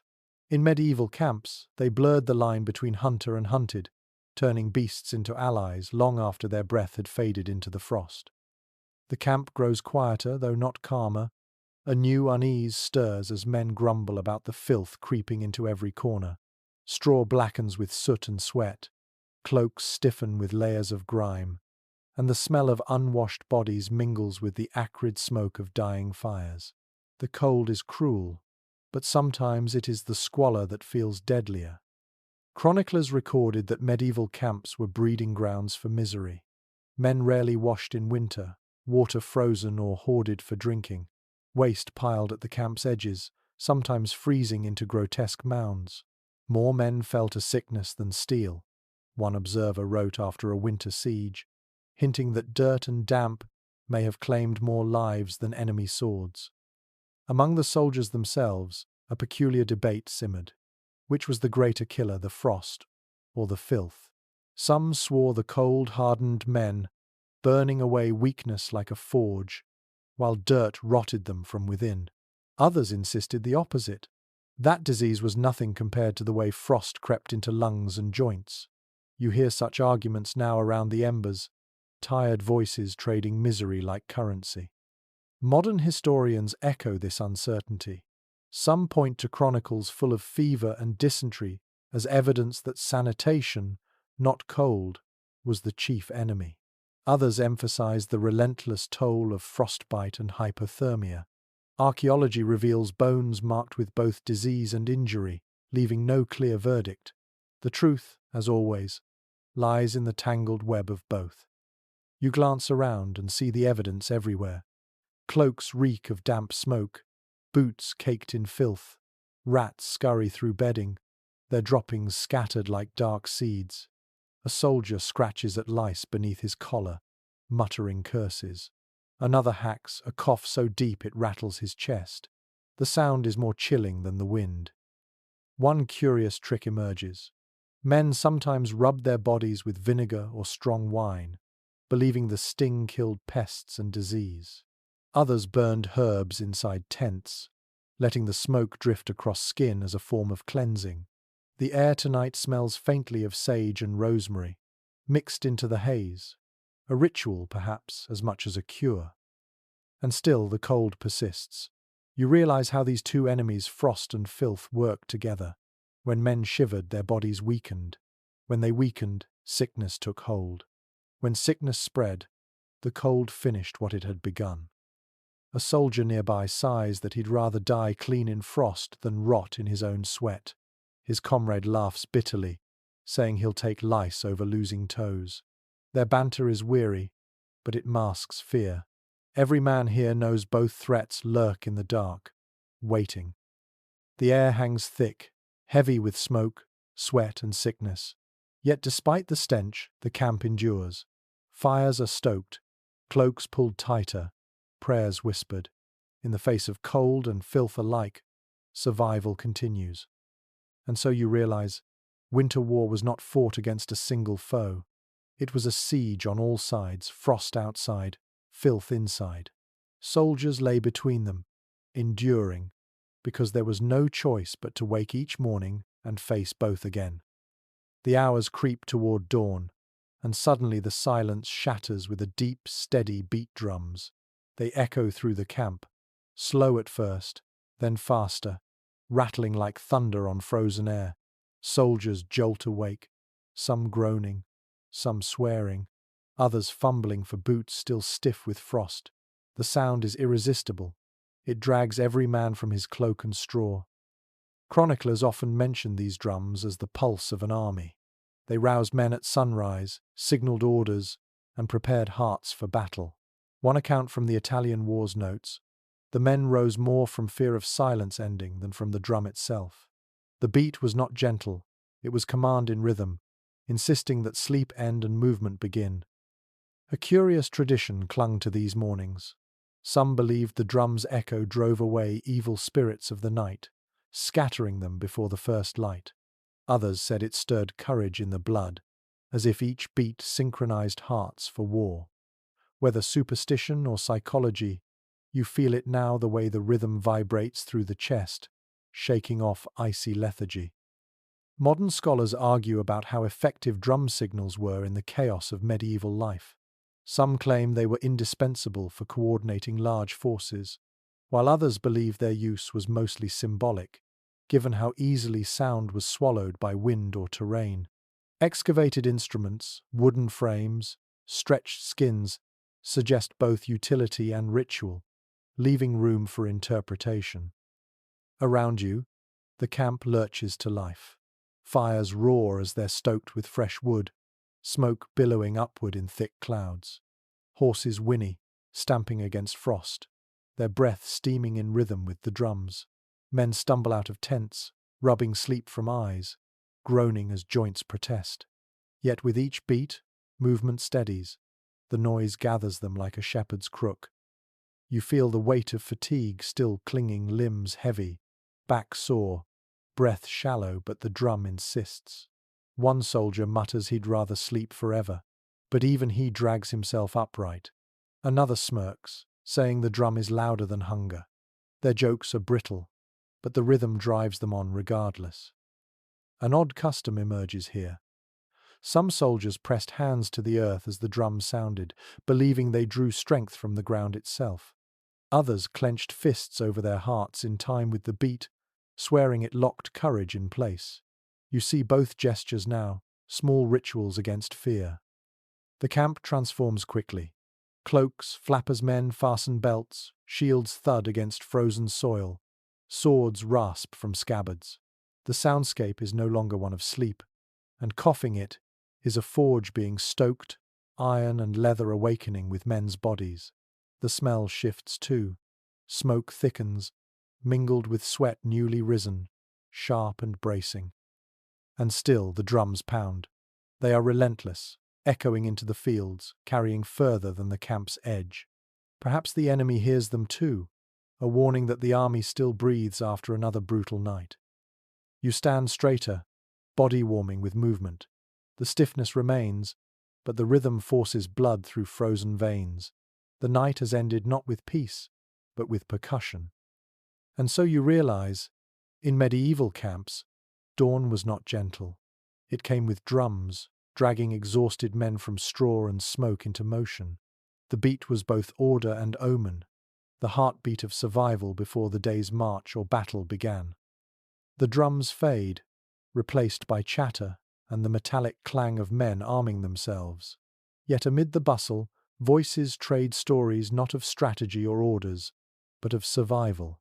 Around every fire, soldiers share tales of those who endured impossible cold, legends that make this night's suffering seem almost light by comparison. Chroniclers captured these anecdotes, though often with flourishes.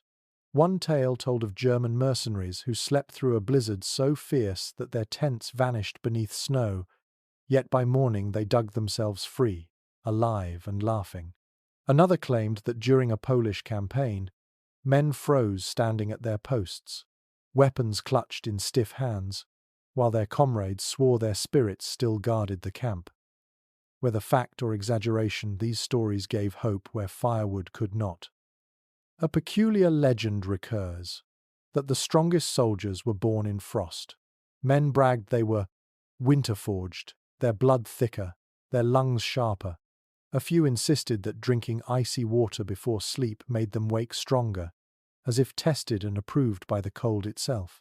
Strange logic, yet in the haze of exhaustion, belief gave warmth. Scholars continue to argue whether these tales reflect real events or were morale-building inventions. Were armies truly caught in nights so deadly that only a handful endured? Or were these stories meant to inspire courage in men shivering under thin cloaks? Evidence is scarce, chronicles blur myth and fact so thoroughly that certainty is impossible. But perhaps that uncertainty was the point. Legends don't need truth, they need resonance. You sit near a group of veterans retelling their favorites. One insists he once saw a comrade sleep half buried in snow, only to wake without frostbite, grinning as if blessed. Another tells of a knight who refused both fire and fur, claiming his faith kept him warm, and though mocked, he never fell ill. The younger recruits listen wide-eyed, their own misery shrinking against the backdrop of these extraordinary survivors. The soundscape is different here, less groaning, more laughter, as if myth itself lightens the air. The flicker of fire dances across eager faces, turning hardship into shared folklore.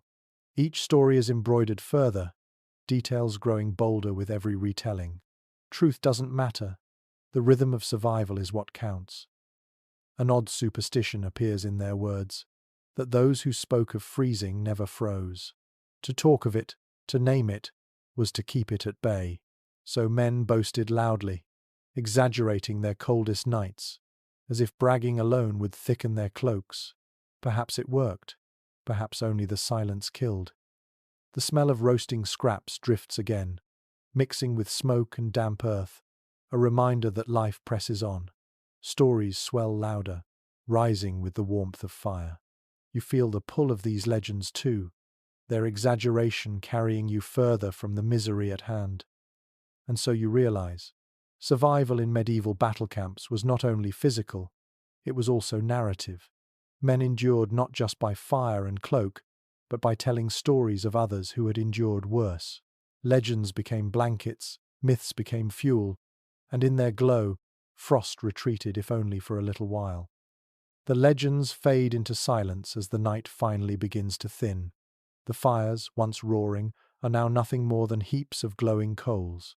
You sit close, feeling their heat dwindle, the embers pulsing faintly like the last heartbeats of a dying giant.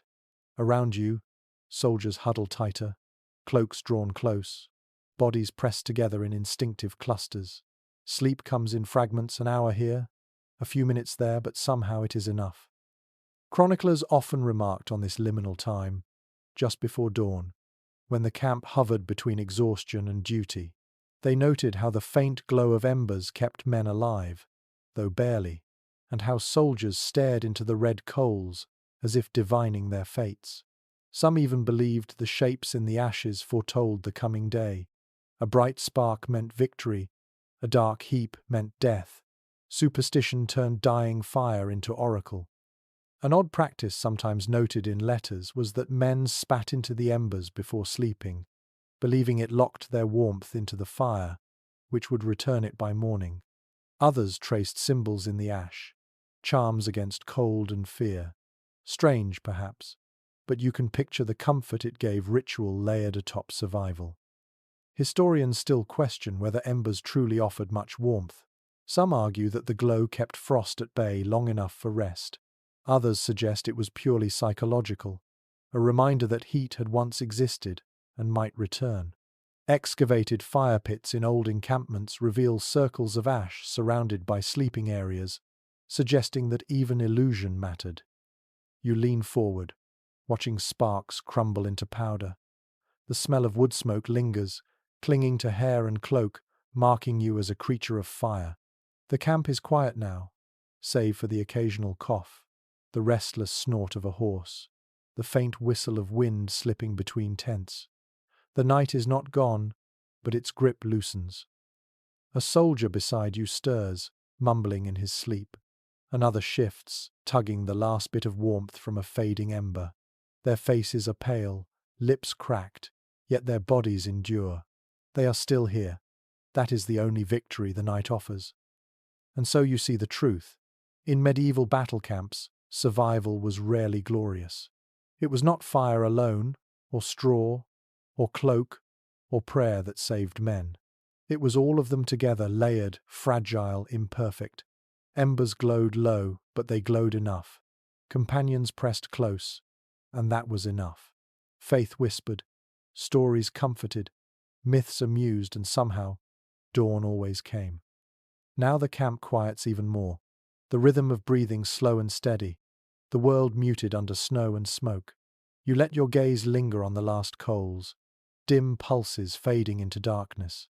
Each ember seems slower now, each flicker stretching into long, soft waves of light. The fire's glow touches the canvas walls, sinking gently until the shadows grow still.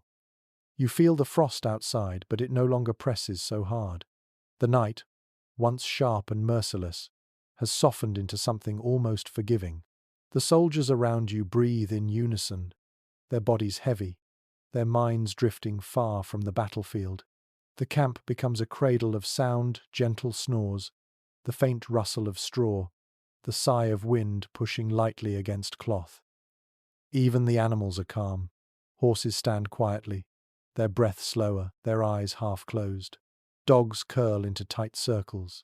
The camp, for this brief moment, belongs to sleep alone. You feel yourself joining them, shoulders loosening, eyes heavy. The smell of smoke is fainter now, like the memory of warmth. The stars overhead are pale, dimmed by the weight of cloud. The night feels endless, yet you know it bends toward dawn. And with dawn comes light, and with light comes another chance. So rest here, wrapped in the quiet. Let the world outside fade. The frost will wait, the drums will wait, the battle will wait. But for now, there is only this: the hush of a camp at peace, the glow of a fire fading, and the comfort of knowing that even in the hardest nights, men endured, and so can you. Sleep well, traveller. The embers are low, but they are enough. Sweet dreams.